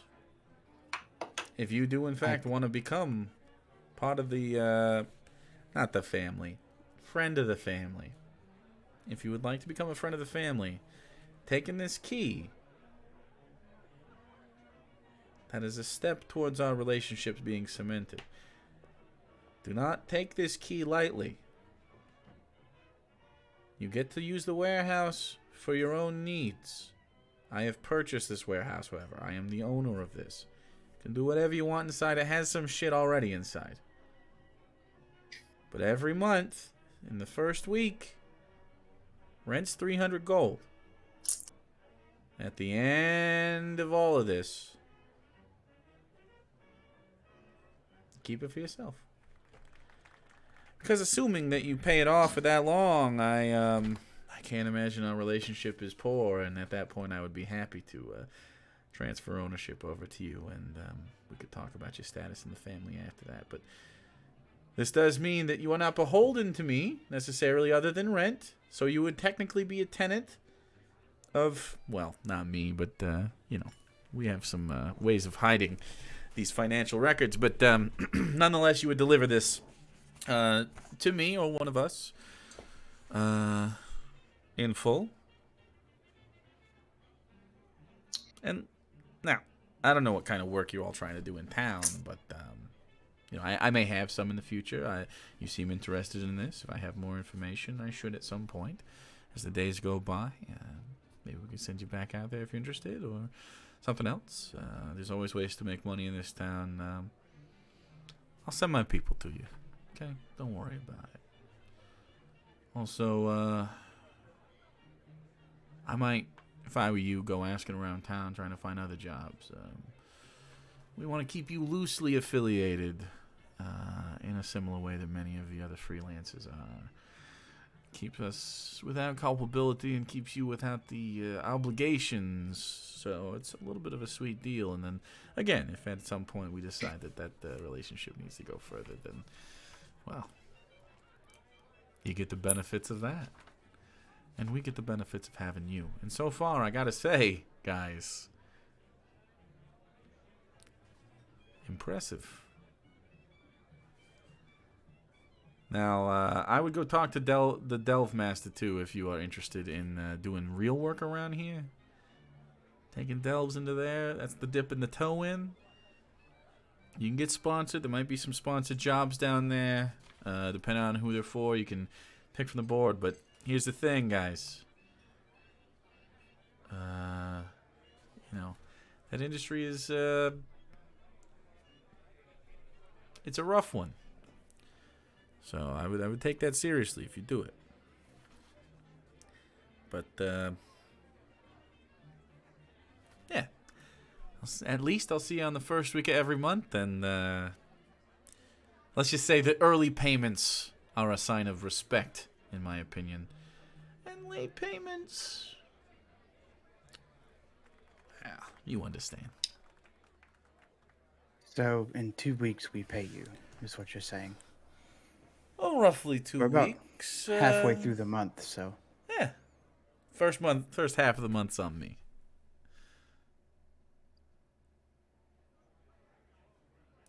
As Where we recompense. could make more. And not for nothing. There are some things. He sort of goes to a little notepad. You've seen him pull this out before. He takes little small notes in like a personal diary that he flips open. Looks like it's got some food. A little bit of storage. And some of the furniture and stuff in there. And then, of course, the cellar downstairs is very unique and can probably be used in some way. Oh, and I may have some information for you soon, Mr. Baines, insofar as your pursuits on material requests that you were asking for some of your sciencey stuff, whatever I don't know what you got going on, but so there's 10 basic food inside, a small chest that's capable of holding 9 items safely and securely that you can leave and sort of hoard, I guess. Tables, chairs, and some other stuff. There's space for you guys to sleep there if you'd like to, but it's not beds, not bedrooms, but you could sleep in there if you wanted. And then across the street from it is the Nagging Clan where you've been staying. And then the storage downstairs. So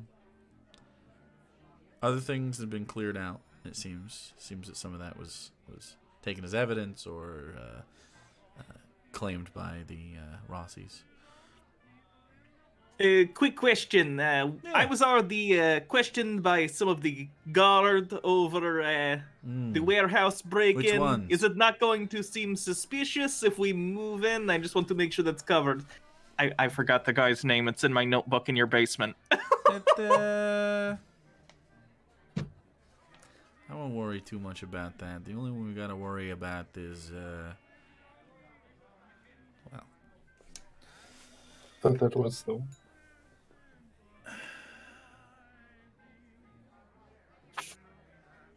Oh, that was what? I thought the one that questioned her was the one that can't be bought off. Questioned her outside her apartment. Yes, not outside the thing. That was a couple private. Yeah, but I thought he was asking outside the apartment about the warehouse thing. I was seen around that area. He was, but he wasn't at the warehouse. That makes sense. He wasn't like. That makes sense. And you sort of like. I guess. You were very denial about that. Okay. And, yeah. So there's. He's got nothing. He's got nothing. He's just sure, it looks suspicious, but I mean, does that matter? Gotta prove it. So right now, you don't have the full protection of a Rossi family member, of course, but let's just say there's a few people that are also employees that might help alleviate your anxieties about the law enforcement of the area.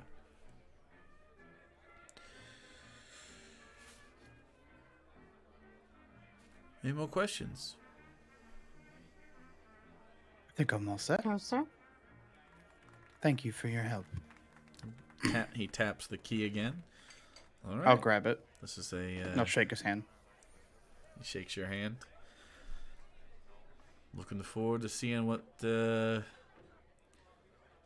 becomes. Speaking of this, if you want to delve, you're gonna have to have a company name. So I'll be thinking about that. Got to register. Sure, we'll come up with something. All right. So with that, you leave Rossi's. You head over to your new warehouse. You turn the key. It opens up. Largely empty, save for some boxes of food, some tables, chairs, stuff that you saw in that warehouse at the beginning. Home? At least kind of a home. You have a space.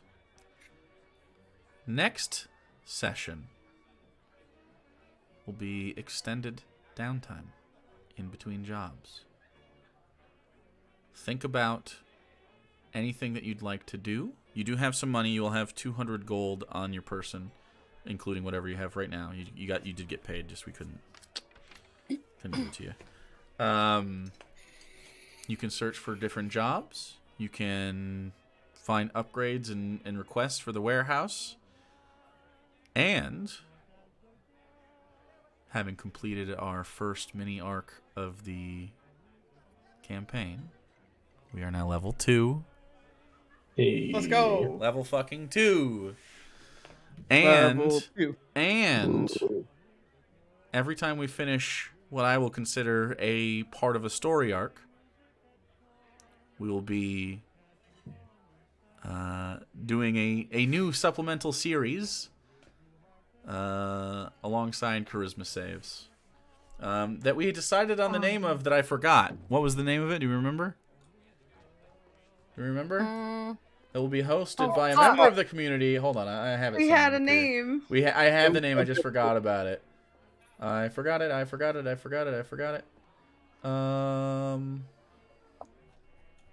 Where's? Anyway. Insight check. Insight check. Insight check. Insight check. Thank you, Harv. AKA Mr. Insight Harv. check. Which will be hosted by the one and only Harv Manfred Jensenden in chat right now. Who will introduce himself, I'm sure, differently when we start this. But we'll be the host, and we will decide the guests in between. But you will get basically a live Q&A, or pre-recorded, depending on what scheduling is like. But hopefully we can get live sometimes. Q&A between at least 2 cast members talking about... It's basically... It's a ripoff of Talks Machina, but a little bit different. I'll be producing it. I will not be talking unless I'm a guest. Harv will be the only one in charge of that. Fan questions will be taken into consideration. Harv is able to ask his own questions, and then I will ask a question near the end myself, and then the 2, 3, or 4 cast members, whoever ends up being there, we'll probably keep it to 2. We'll answer questions to their abilities, and keeping things secret sometimes if they decide to expand on things. This will help everybody, and I think it'll be very fascinating to dive into this. And so we're not going to do it like every week, but we will do it at the end of like oh, this is a story beat, boop, and this is definitely one as we take a little bit of an extended break. I have a thing. Two things. Yes, 2 things. One, we have to do dice giveaway stuff still. We do, which is that's York. You have the official account, so I already have all the info I need. I just need to get the dice pictured. And then second thing is, should we put a Discord thing in the Discord for questions for this specifically? We absolutely can. Ooh, That way, like, because we have we could questions, call it insight but it's check. not. Yeah, We can call it insight check, and we'll have an insight check questions thing where you can lodge your own questions about the story so far and the characters. Literally any question. We don't know what it's going to be, but it'll be good. And also, along with leveling up to level 2, Soren and Isabella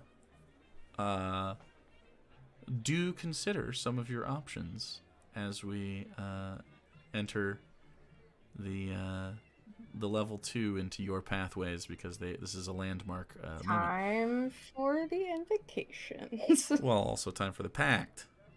So, yeah. I thought Pact was level 3. Or whatever this. What is this one? Just invocation. This one is Just just invocations. invocations, Yeah, right? okay, yeah. So you'll get Shit, some I good forget. Level 2 for me is kind of cool. stuff. Yeah. I'm excited. Yeah. I believe you get cunning action at level 2 as well when you're rogue. Yeah. Hell yeah, that's big for Ink. Okay. Yep. This was a lot of fun. By the way, that official spell is available within the Discord server. If you look at it, it is called Eat Memories, and it is very fucking cool. If you want to use it in your games, go ahead. Don't care. Go for it. It's a lot of fun. So next time, I'm pretty excited. We'll be in person. I'm excited for downtime. The pace of this campaign is going to be much more choose your path rather than things are happening and you're being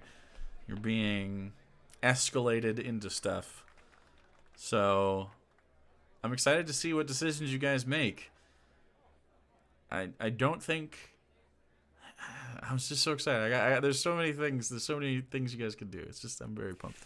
So next time we'll be in Ebon Falls. We will see what kind of jobs the crew is looking for. You'll have some options at your disposal, and then we'll make some decisions.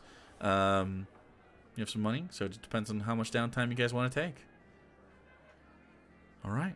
We love your faces. I fucking love Thursdays. Hell yeah. Looking forward to the next Hell one. yeah. All right. Good night, chat.